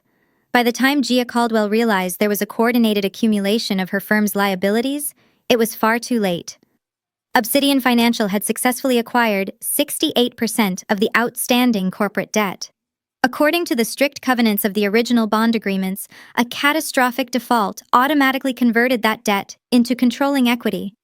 Gia had missed her critical interest payment by a margin of 12 hours. In the blink of an eye, the legal conversion was officially executed. I was the absolute majority shareholder and the undisputed owner of Caldwell Partners. But acquiring the firm was only the professional half of my masterstroke. The personal vengeance required a completely different venue and a much quieter approach. While my elite legal team was aggressively finalizing the corporate takeover in Manhattan, I was personally attending a highly discreet foreclosure auction at the county courthouse in Connecticut. It was a bleak, heavily bureaucratic affair, held in a sterile municipal room, attended primarily by aggressive real estate speculators and local bank representatives. I sat quietly in the back row, wearing a tailored charcoal suit and oversized sunglasses, remaining entirely unrecognized by the local investors. When the Greenwich property was finally brought up to the auction block, the starting bid was set exactly at the staggering remaining balance of the defaulted second mortgage. It was an astronomical number for a single residential property, completely scaring off the local flippers who were strictly looking for cheap assets. The auctioneer called the starting figure, his monotone voice echoing loudly across the empty rows of wooden benches. Absolute silence filled the room. No one raised a paddle or even whispered an offer. The bank representative looked incredibly relieved, fully expecting the massive property to automatically revert back to their corporate real estate portfolio. I waited patiently until the auctioneer began his final countdown. Going once, going twice. I calmly raised my numbered paddle in the air, holding it steady. The auctioneer paused mid-sentence, visibly shocked that a single buyer was willing to absorb the massive financial burden in a single cash transaction without requesting a property inspection. Sold, he announced, loudly slamming his heavy wooden gavel onto the podium. I stood up, walked directly to the clerk's desk, and handed over a certified cashier's check, officially drawn from my private Obsidian financial accounts. The paperwork was swiftly processed, signed, and stamped with the heavy county seal. I folded the deed into my leather briefcase and walked out into the crisp autumn air. I climbed into the back of my waiting town car and instructed the driver to take me back to the city.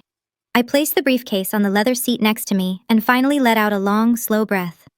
The sheer magnitude of what I had accomplished over the last 7 days settled heavily into my chest, replacing the lingering coldness of my family's betrayal with a burning, undeniable power.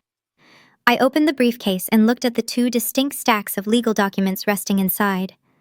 On the left side was the controlling equity transfer of Caldwell Partners signed and certified by the Federal Regulatory Commission. On the right side was the absolute deed to the sprawling colonial estate in Greenwich, legally transferred directly into my name. In less than a single week, I had completely rewritten the entire power dynamic of my existence. Gia Caldwell was currently sitting in her lavish corner office, entirely unaware that the chair she was sitting in legally belonged to me. She still believed she was the untouchable CEO, completely oblivious to the fact that she was now my direct subordinate, subject to my immediate termination at any given moment. Simultaneously, my parents, my sister, and my utterly useless former brother-in-law were huddled together in the Greenwich house, terrified of the impending bank eviction. They were violently turning on each other, desperately waiting for the authorities to show up and forcefully remove them from the premises. They had absolutely no idea that the bank no longer owned their house. I did. The woman they had coldly cast out into the freezing rain, the daughter they had treated like an expendable financial utility, was now their absolute, undisputed landlord. They had arrogantly demanded that I learn how to bow my head. Instead, I had methodically purchased the entire ground they were standing on. I picked up my phone and drafted a quick, highly concise email to my security team. It was time to arrange a couple of extremely personal surprise visits. 72 hours later, I was sitting in the plush leather seat of a blacked-out luxury SUV, staring intently at the glowing screen of my encrypted tablet. My newly acquired private security team had already secured the perimeter of the Caldwell Partners building, seamlessly infiltrating the lobby to ensure my arrival would be entirely uninterrupted. But my attention was focused entirely on the live audio and video feed streaming directly from the executive boardroom on the 42nd floor. The very same room where I had spent countless hours building the firm was now serving as a luxurious holding cell for the desperate and the defeated.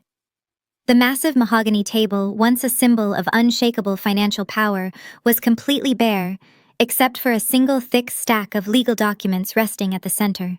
It was the absolute unconditional surrender agreement.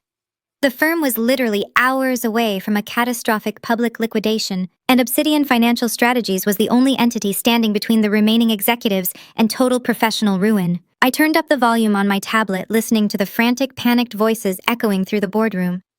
Gia Caldwell was pacing aggressively back and forth in front of the floor-to-ceiling windows, her expensive designer heels sinking heavily into the plush carpet. The arrogant, untouchable aura she had radiated on her first day as chief executive officer had completely evaporated, replaced by a raw, suffocating terror. She looked exhausted, her posture rigid and her hands visibly trembling as she clutched a leather-bound notebook. Seated around the table were the 4 remaining senior vice presidents, a group of spineless aging men who had silently watched her drive the company into a mountain of toxic debt. They were sweating profusely in their tailored suits, constantly checking their expensive luxury watches, and aggressively wiping their foreheads with silk handkerchiefs. They were trapped in a nightmare of their own making, entirely reliant on the mercy of an anonymous holding group they knew absolutely nothing about. "Listen to me, gentlemen!" Gia barked, her voice cracking slightly under the immense pressure. She stopped pacing and slammed her hands down on the back of a leather chair. "We have one single opportunity to secure our positions within this new corporate structure. The representatives from Obsidian Financial will be walking through those doors any minute. We must present a completely unified front. We cannot look desperate, and we absolutely cannot let them know the true extent of the liquidity crisis in our international divisions." One of the senior vice presidents, a man named Robert, who had personally authorized my immediate termination, let out a pathetic, nervous laugh. "Gia, they bought all of our bad debt." Robert stammered, his face pale and slick with sweat. "They already know exactly how much trouble we are in. They hold the controlling equity. The only reason they are coming here in person is to officially sign the transition papers and decide which of us gets to keep a paycheck. We are entirely at their mercy." Gia shot him a look of pure, unrestrained venom. "We are not at their mercy, Robert," she snapped, desperately trying to salvage her shattered ego. "I am still a Caldwell. My family built this firm from the ground up. Whoever this billionaire owner is, they bought this company because of the prestigious legacy attached to our name. They need my face to keep the remaining clients calm. When the Obsidian owner walks in, I will handle the negotiations. I will personally explain that the recent market downturn was a temporary anomaly caused by incompetent lower-level staff like Jason and Kendra. I will assure him that under my continued guidance as a subsidiary president, we can restore profitability within 2 quarters. Just keep your mouth shut and let me do the talking." I smiled coldly in the back of the SUV, tapping the screen of my tablet to close the video feed. Gia was still operating under the severe, deeply ingrained delusion that she was dealing with an old, traditional Wall Street billionaire who would be easily charmed by her lineage and her practiced corporate vocabulary. She actually believed she was about to negotiate a lucrative subsidiary role. She was about to discover that the anonymous holding group did not purchase her firm to save her legacy.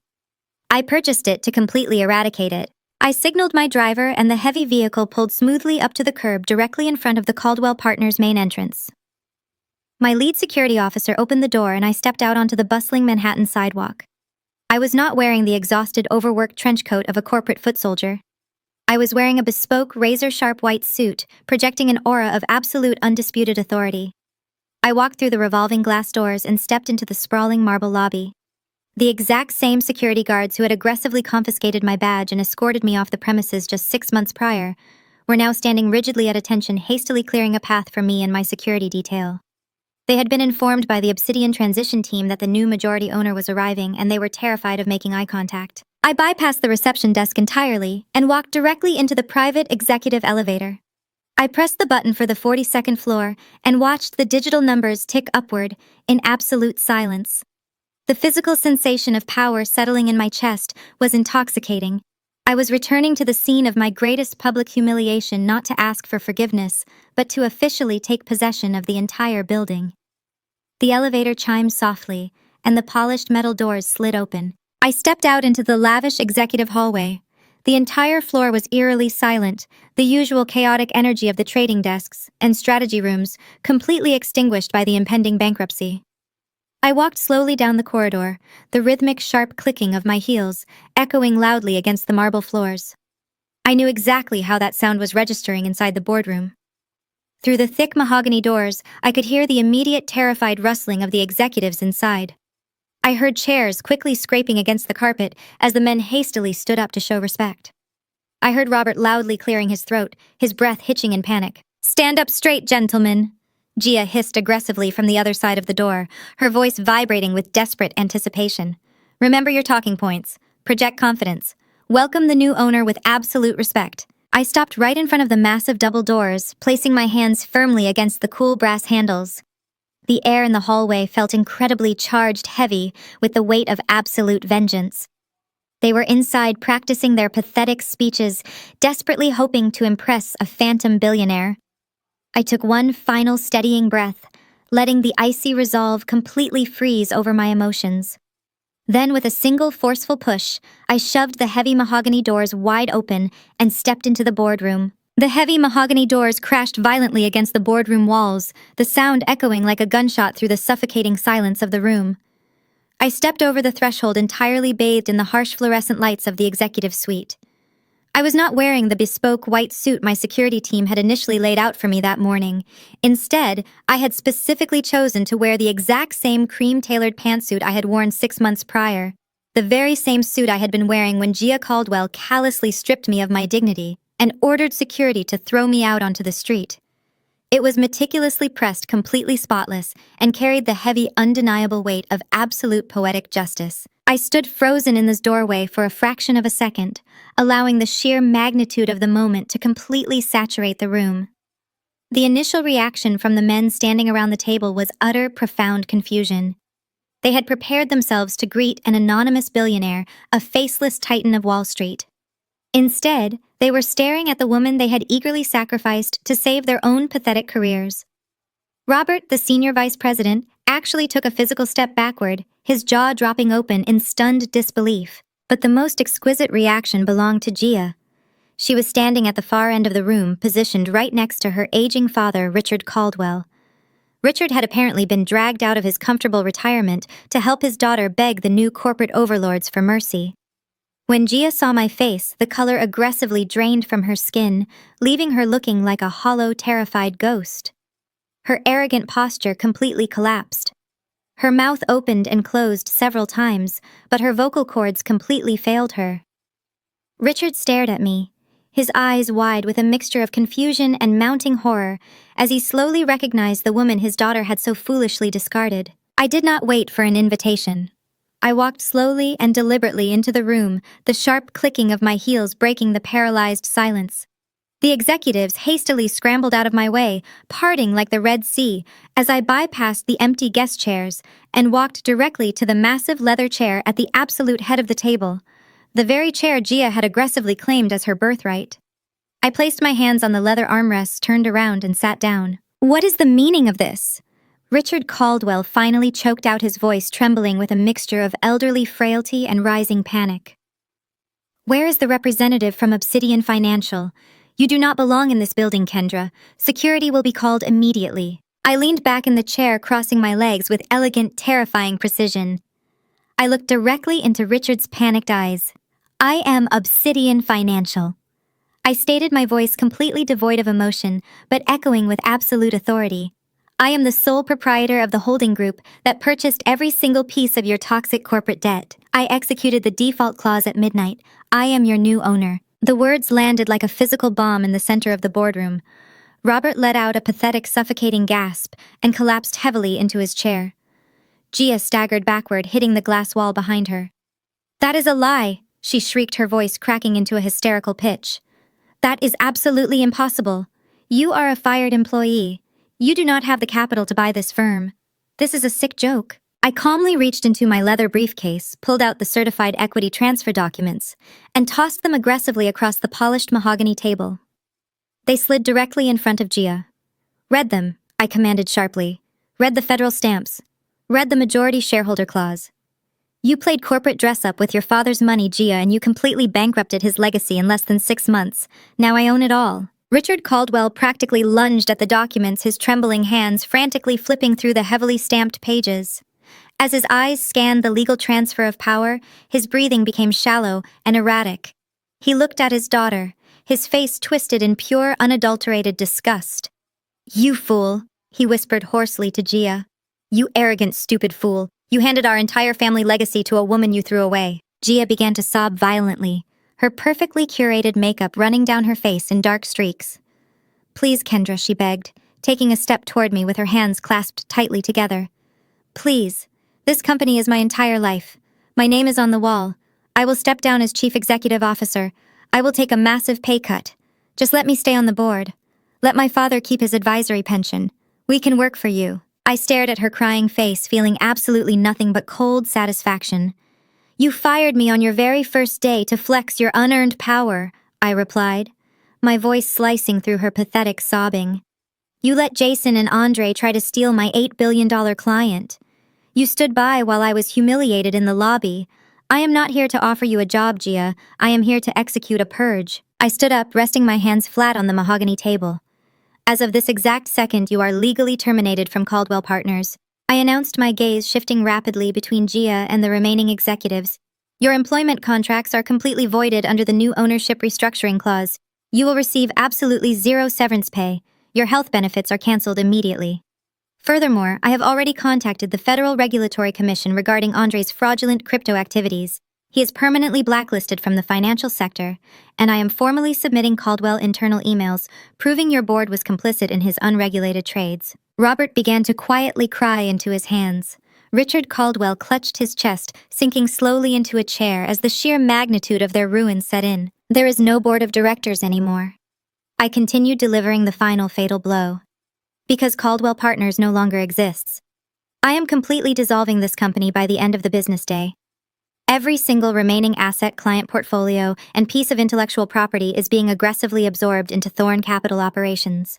This building will be entirely emptied by tomorrow morning.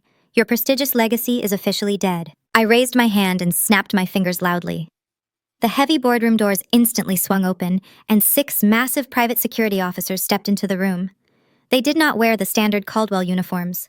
They wore the tactical black suits of my personal security detail. Escort them out, I ordered coldly, gesturing toward the weeping executives. Strip them of their digital security badges, confiscate all corporate phones, and ensure they do not take a single piece of paper from this room. Gia let out a guttural, agonizing scream as 2 heavily armored security guards grabbed her by the arms, dragging her forcefully away from the glass windows. She thrashed and kicked against their grip, sobbing uncontrollably, begging her father to do something to stop the nightmare. But Richard Caldwell was completely broken. He offered absolutely no resistance. He simply allowed the guards to pull him to his feet, his shoulders slumped and his head bowed in absolute devastating shame as he was marched out of the room he had spent 4 decades building. I stood in absolute silence at the head of the empty mahogany table, listening to their pathetic wails echo loudly down the marble hallway. The sounds grew fainter and fainter until the heavy metal elevator doors finally clamped shut, permanently sealing their professional doom and securing my undisputed empire. The echo of the heavy metal elevator doors clamping shut on the Caldwell family was the sweetest sound I had ever heard. I stood alone in the center of the completely silent boardroom for exactly 1 minute, savoring the absolute destruction of the people who had tried to bury me. But the adrenaline surging through my veins demanded forward momentum. Half of my empire was successfully secured, but the most deeply personal transaction was still waiting for me in the wealthy suburbs of Connecticut. I walked out of the glass boardroom, bypassed the terrified, whispering administrative staff, and rode the private elevator down to the lobby. My lead security officer was waiting by the revolving doors. I gave him a curt nod, instructing him to follow me with the secondary tactical team. It was time to visit Greenwich. The drive out of the city took slightly over an hour, giving me ample time to mentally prepare for the pathetic spectacle I was about to walk into. I had instructed my private investigators to keep a close watch on my parents' estate ever since the bank officially issued the foreclosure notice. According to the live updates pinging on my encrypted tablet, the toxic environment inside the house had devolved from explosive infighting into a highly performative pity party. Harrison and Patricia, completely devoid of any real solutions, had apparently invited a small group of extended relatives over to witness their tragic martyrdom. They were hosting a tearful victim, playing gathering disguised as a packing party, desperately trying to control the narrative of their financial collapse before the wealthy Connecticut rumor mill could accurately label them as frauds. My black SUV glided smoothly up the familiar circular driveway, parking directly behind a row of luxury vehicles belonging to my wealthy aunts and uncles. The rain from earlier in the week had vanished, replaced by a cold, biting autumn wind that stripped the leaves from the ancient oak trees lining the property. I stepped out of the vehicle, the crisp air instantly chilling my face.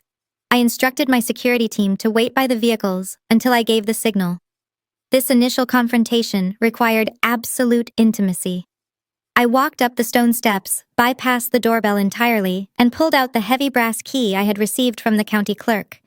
I slid it into the lock, turned it with a satisfying click, and pushed the heavy wooden door open. The grand foyer, usually pristine and aggressively curated to intimidate guests, was a chaotic mess of brown cardboard boxes and rolls of bubble wrap. The expensive Persian rugs were rolled up and shoved into corners. I closed the front door silently behind me, my tailored cream pantsuit blending perfectly into the pale shadows of the hallway. The sound of clinking glasses and overly dramatic sobbing drifted out from the formal living room. I walked softly across the hardwood floor, positioning myself just outside the double archways, completely hidden from their view, but with a perfect vantage point of the entire room. Monica was sprawled across a velvet sofa, clutching a half-empty glass of cheap white wine. Her designer makeup was ruined and she looked utterly destroyed. But she was not crying over the loss of her childhood home. She was hysterically weeping over a completely different betrayal. Through the muffled conversations, the truth became aggressively clear. Andre was gone. The visionary genius, the man with the powerful political lineage who was supposed to elevate our family into the stratosphere, had cowardly fled the state in the middle of the night. The moment he caught wind that federal regulators were preparing official indictments for his fraudulent crypto scheme, he packed a single duffel bag, drained whatever hidden cash reserves he had left, and abandoned Monica entirely. He left his spoiled, helpless wife to face the furious creditors, the federal agents, and the crushing humiliation completely alone. Patricia, meanwhile, was standing near the grand fireplace, holding court with my Aunt Beatrice and Uncle Thomas. My mother was wrapped in an expensive cashmere shawl, actively dabbing her dry eyes with a silk tissue. She was delivering an award-winning theatrical performance, expertly spinning a web of absolute lies to protect her fragile ego. "It is just so unbelievably cruel, Beatrice." Patricia wailed, her voice thick with manufactured grief. "We did everything for our children. We sacrificed our entire lives to give them a foundation of success. And the absolute moment we faced a minor financial setback, Kendra completely turned her back on us." Harrison stood next to her, packing crystal decanters into a box with aggressive, angry motions. "She is an ungrateful, selfish girl," my father chimed in, seeking validation from his wealthy brother. "We practically begged her to help us navigate this temporary cash flow issue. We asked for a simple temporary bridge loan. But she ignored our calls. She abandoned her family in our darkest hour of need, completely forgetting who paid for her education and who put a roof over her head for 18 years. I stood in the shadows, my jaw clenching so tightly, my teeth ached. They were standing inside a house I had financed for years, packing up luxury items I had subsidized, and aggressively painting me as the villain to cover up their own massive, fraudulent gamble. But Patricia was not finished.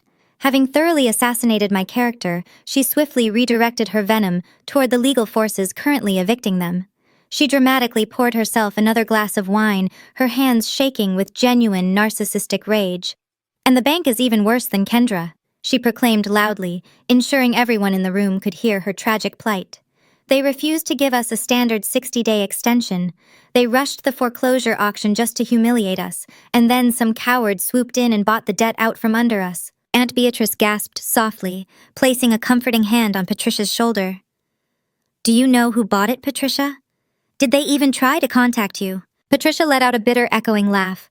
"Of course not," she spat fiercely. "It was an anonymous buyer, some faceless holding company hiding behind a team of aggressive lawyers. They sent us an official notice to vacate the premises by 5 o'clock today. No room for negotiation, no respect for our legacy in this neighborhood. Whoever this anonymous buyer is, they have absolutely no heart. They are a cruel, heartless monster who clearly enjoys destroying good, honest families." I reached up and smoothed a non-existent wrinkle from the lapel of my tailored suit. My mother wanted a monster. She was about to get the absolute, undisputed queen of them. I took a deep, steadying breath, stepped out of the shadows of the hallway, and walked directly into the center of the formal living room. I stepped fully out of the hallway shadows and into the glaring light of the chandelier. My sudden appearance instantly shattered the pathetic theatrical illusion my mother had so carefully constructed for our extended relatives. Patricia gasped loudly, her wineglass slipping from her trembling fingers and shattering into jagged, glittering pieces across the polished hardwood floor. Harrison froze in place, the expensive crystal decanter hovering awkwardly in his hands. My Aunt Beatrice and Uncle Thomas stared at me in absolute stunned silence, their eyes darting frantically between my pristine cream pantsuit and the devastated, horrified expressions of my parents. I did not scream. I did not hurl emotional insults, and I did not demand any tearful apologies. I was terrifyingly composed, operating with the cold mechanical precision of a corporate executioner. Before my parents could even attempt to process my presence, I turned my head slightly toward the foyer and gave a sharp single nod. Right on cue, the heavy mahogany front door swung violently open. I had instructed my legal team to wait outside until the initial shock was delivered, but now it was time to execute the final maneuver. 3 of my top corporate attorneys, dressed in immaculate dark suits and carrying heavy leather briefcases, marched aggressively into my childhood home. They were closely flanked by 2 massive private security officers, who immediately positioned themselves at the main exits, effectively sealing the room. The sheer overwhelming intimidation of my professional entourage sucked every single ounce of remaining oxygen out of the formal living room. "What is the absolute meaning of this?" Harrison finally demanded, his voice cracking violently with a mixture of forced elderly authority and rapidly rising panic. "You cannot just barge into our home with armed guards and lawyers, Kendra. This is private property. Get out of this house before I call the local police." I completely ignored his pathetic, empty threat. I walked right past him, the sharp clicking of my heels echoing loudly against the floorboards, and moved deliberately into the sprawling custom-designed chef's kitchen. The entire family, driven by a morbid and terrified curiosity, awkwardly followed behind me like a flock of defeated sheep. I stopped directly in front of the massive marble island. It was the exact same spot where Patricia had aggressively lectured me about my financial failures and cast me out into the freezing rain just a few short months prior. My lead attorney stepped forward in absolute silence, unlatched his heavy briefcase, and handed me a thick, heavily stamped manila folder. I pulled the official county documents from the folder and held them up in the bright, unforgiving kitchen lighting. I looked directly into my mother's terrified, sunken eyes. "You were just loudly complaining to Aunt Beatrice about the heartless, anonymous buyer who purchased your defaulted mortgage at the county auction?" I said, my voice completely devoid of any human emotion, slicing through the tense silence like a surgical blade. "You claimed this anonymous monster had absolutely no respect for your prestigious neighborhood legacy. You were furious that the bank sent you a mandatory non-negotiable eviction notice by 5 o'clock today." I calmly raised my hand and forcefully dropped the heavy stack of legal documents directly onto the marble kitchen counter. The heavy, authoritative thud echoed loudly in the cavernous room. "I am the anonymous buyer," I announced, my unwavering gaze sweeping across the stunned, ashen faces of my parents and my sister. "I am the sole proprietor of Obsidian Financial Strategies. I bought this entire estate in a single, uncontested cash transaction this morning. This is no longer your home. It is my legally acquired property." The devastating realization hit Patricia and Harrison like a physical, crippling blow to the chest. My mother actually staggered backward, clutching the edge of the granite countertop so hard her knuckles turned entirely white, desperately trying to prevent herself from collapsing onto the floor. Her manufactured theatrical tears instantly vanished completely, replaced by a raw, suffocating horror. Harrison stared blankly at the property deed resting on the island, his jaw hanging open as he frantically read the official federal stamps and my legally binding signature resting at the bottom of the page. He reached out with a violently trembling hand, lightly touching the thick parchment as if it might physically burn his skin. Monica let out a pathetic, whimpering sob from the kitchen doorway, her arms wrapped tightly around her own stomach. The daughter they had coldly thrown away, the child they had deemed entirely expendable in their desperate pursuit of high society status, was now holding their entire physical existence in the palm of her hand. I had not just defeated them in the corporate arena. I had methodically purchased the very ground they were standing on. "But you cannot do this," Patricia whispered, her voice incredibly small, frail, and dripping with desperate manipulation. "You are our daughter. You cannot legally evict your own family. We have absolutely nowhere else to go. Andre completely drained our remaining accounts and fled the state. We are ruined, Kendra. Please, you have to let us stay here." I leaned forward, resting my palms flat against the cool marble counter. My demeanor remained entirely composed, projecting a terrifying mirror of the exact same coldness they had shown me on the worst night of my life. "You made it incredibly clear that I was not a part of this family.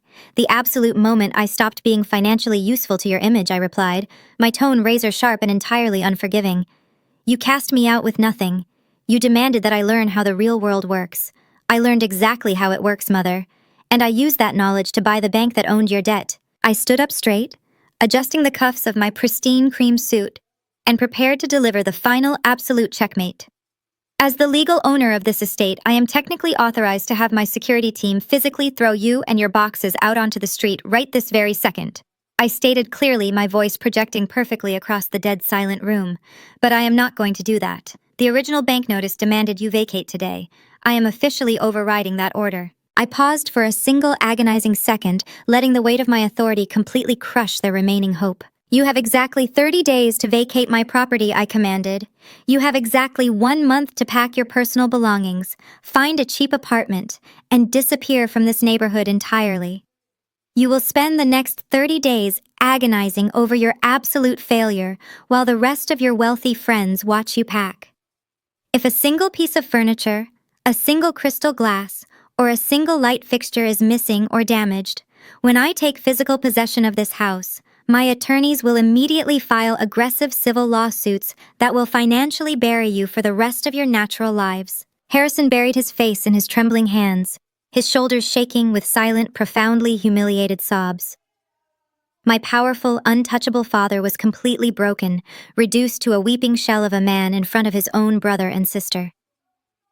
Patricia stared at me, completely paralyzed by the sheer, unadulterated magnitude of her defeat. The social empire she had spent decades ruthlessly building was officially dead, entirely dismantled by the very daughter she had arrogantly tried to destroy. The checkmate was absolute, flawless, and completely irreversible. I turned around, signaling my security detail that our business in the kitchen was officially concluded. I did not look back a single time as I walked confidently toward the front door, leaving my ruined family entirely trapped in the suffocating, inescapable wreckage of their own shattered arrogance. The first 48 hours following my absolute victory in Greenwich were filled with a profound, unbroken silence. I had officially relocated my entire life into a secure, ultra-luxury penthouse occupying the top 2 floors of a towering glass high-rise in Lower Manhattan. It was a flawless fortress of modern architecture, heavily guarded by a private security detail and a heavily vetted concierge team. I spent my days methodically liquidating the remaining toxic assets of Caldwell Partners and integrating their profitable client portfolios directly into Thorn Capital. The transition was a staggering financial success, cementing my status as a devastatingly effective corporate strategist. I was completely untouchable. But desperation is a highly unpredictable poison, and my family had just swallowed a lethal dose of it. On the afternoon of the 4th day, the secure intercom on my massive oak desk chimed loudly. My head of private security informed me that a severe disturbance was unfolding in the private lobby of my building. Patricia Harrison and Monica had somehow managed to bypass the outer security perimeter by aggressively tailgating a catering delivery truck. They were currently trapped in the main reception area, throwing a hysterical, incredibly public tantrum and demanding immediate access to my private elevator. And according to my security chief, they had brought a deeply unwelcome guest with them. Jason. My treacherous, opportunistic ex-fiancé had apparently caught wind of my massive financial ascension and decided to crawl out of his miserable hole to join the pathetic ambush. Instead of instructing security to simply throw them into the street like common trespassers, I made a calculated decision. I wanted to look them in the eyes one final time and permanently sever the rotting umbilical cord. I stepped into my private elevator and rode it down to the ground floor. When the polished silver doors slid open, the sheer contrast between my current reality and their absolute ruin was visually staggering. The lobby was a masterpiece of black marble and cascading water features, radiating quiet old money power. Standing in the center of it, entirely surrounded by 4 heavily armed security guards, were the pathetic remnants of my former life. Patricia looked completely haggard, her expensive designer coat wrinkled and her perfectly dyed hair unkempt. Harrison was trembling violently, his shoulders hunched in deep, paralyzing defeat. Monica was clutching her mother's arm, weeping openly, and standing slightly ahead of them wearing a cheap suit and a desperate, sickeningly hopeful smile, was Jason. Kendra. Jason gasped, taking a rapid step forward before a security guard shoved a massive hand against his chest, stopping him instantly. Kendra, you look absolutely incredible. I knew you were going to pull off something brilliant. That is exactly why I loved you. We were always the perfect power couple. Everything that happened at Caldwell Partners was just a massive misunderstanding driven by Gia and her toxic management. I am completely ready to apologize and start over. With your new capital and my market connections, we could absolutely rule this city together. I stared at him, feeling a wave of absolute unadulterated revulsion wash over me. The sheer audacity required to stand in my lobby and propose a business partnership after aggressively helping destroy my career was mind-boggling. I did not even grant him the dignity of a full sentence. "You have absolutely no market connections, Jason," I stated, my voice echoing like ice against the marble walls. "You are a blacklisted radioactive liability who cannot even secure a basic interview at a retail bank. You sold me out for a promotion that no longer exists in a company I just dissolved. You are a parasite looking for a new host. Remove him." Two security guards immediately grabbed Jason by the arms, effortlessly lifting him off his feet. He began to frantically thrash and scream my name, begging for a second chance, as they dragged him backward through the heavy glass doors and physically threw him out onto the unforgiving Manhattan pavement. I did not blink. I turned my absolute undivided attention to my parents. Patricia instantly dropped to her knees on the cold marble, completely abandoning any remaining shred of her high society dignity. She clasped her hands together, tears streaming heavily down her ruined face. "Kendra, please," she wailed, her voice echoing shrilly in the cavernous lobby. "Please forgive us. We were so incredibly wrong. We were blinded by our own panic and we made a terrible, unforgivable mistake. You cannot kick us out of the house. We have absolutely nowhere to go. We are your mother and father. We gave you life. You have to let us stay. You have to remember that we are blood." Harrison fell to his knees right beside her, his head bowed in absolute crushing shame. "We are so sorry, Kendra," he whispered hoarsely, completely broken. "We will do anything you ask. We will pay you rent. We will sign whatever legal contracts you want. Just please do not throw your own family out onto the street." I looked down at them, feeling the heavy, undeniable weight of decades of conditional affection completely lifting from my shoulders. The anger that had fueled my vengeance for the past 6 months instantly evaporated, replaced by a terrifying absolute clarity. I did not feel pity. I did not feel sadness. I felt entirely free. "Blood is nothing but a biological coincidence," I replied, my voice steady, powerful, and ringing with absolute conviction. "You are attempting to cash in a currency that you completely bankrupted years ago. Do not dare kneel in my lobby and use the word family to manipulate me. I know exactly how you define family. You define it by financial utility. You define it by social compliance. You define it by how flawlessly I could act as an accessory to your completely fabricated, fraudulent lives." Monica let out a loud, choking sob, burying her face in her trembling hands. "You are so incredibly cruel," she wept bitterly. "Cruel," I repeated, stepping closer to them, my presence dominating the physical space. "I spent my entire adult life funding your lavish lifestyles. I paid your secondary mortgages. I bought your luxury cars.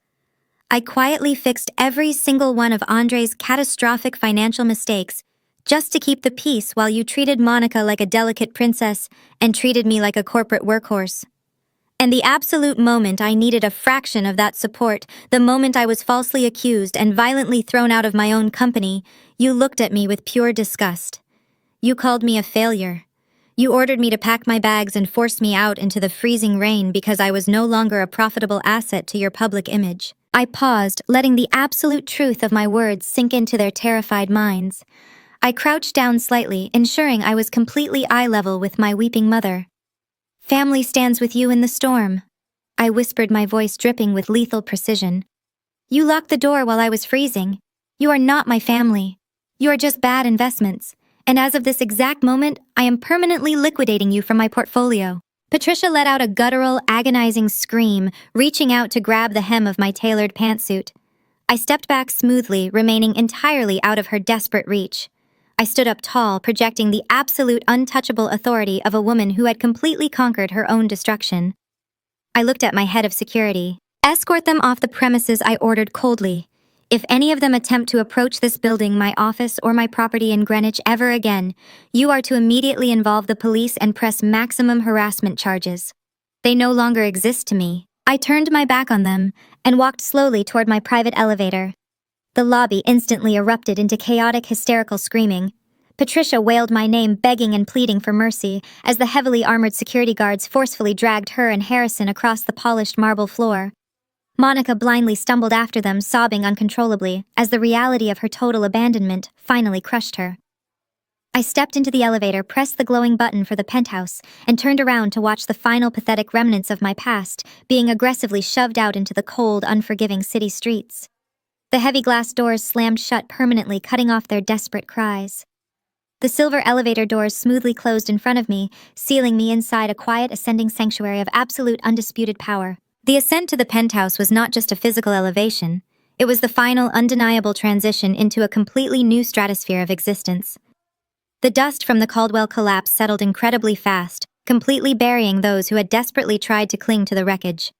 Over the next 6 months, the absolute reality of their actions caught up with every single one of them in spectacular, devastating fashion. I did not have to lift another finger. I simply sat back and watched the natural consequences of their own toxic greed completely devour their lives. The federal indictments against Andre came down fast and mercilessly. The internal emails and encrypted ledgers I had anonymously forwarded to the Regulatory Commission were entirely airtight, completely exposing the massive unregulated crypto syndicate he had been running through the Caldwell servers. He did not get to enjoy his cowardly escape for very long. A federal task force tracked him down to a cheap cash-only motel in Central Florida.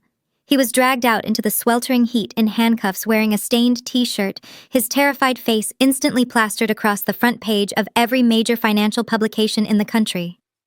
He is currently sitting in a maximum security federal holding facility, completely denied bail, facing a mandatory minimum of 25 years for severe wire fraud and corporate embezzlement.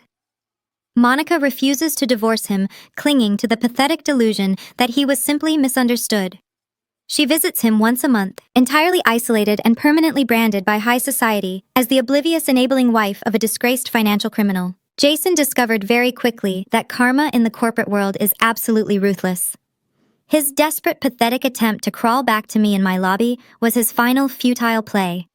With Caldwell Partners completely dissolved and his professional reputation officially flagged as a radioactive liability, the prestigious Wall Street sector permanently locked its doors to him. He could not even secure a preliminary interview at a regional bank. I occasionally receive highly amusing updates from my former colleagues. The arrogant man who confidently threw away our entire future and shattered my heart for a hollow corporate title is now working as a customer service manager at a massive discount electronics retailer in suburban New Jersey.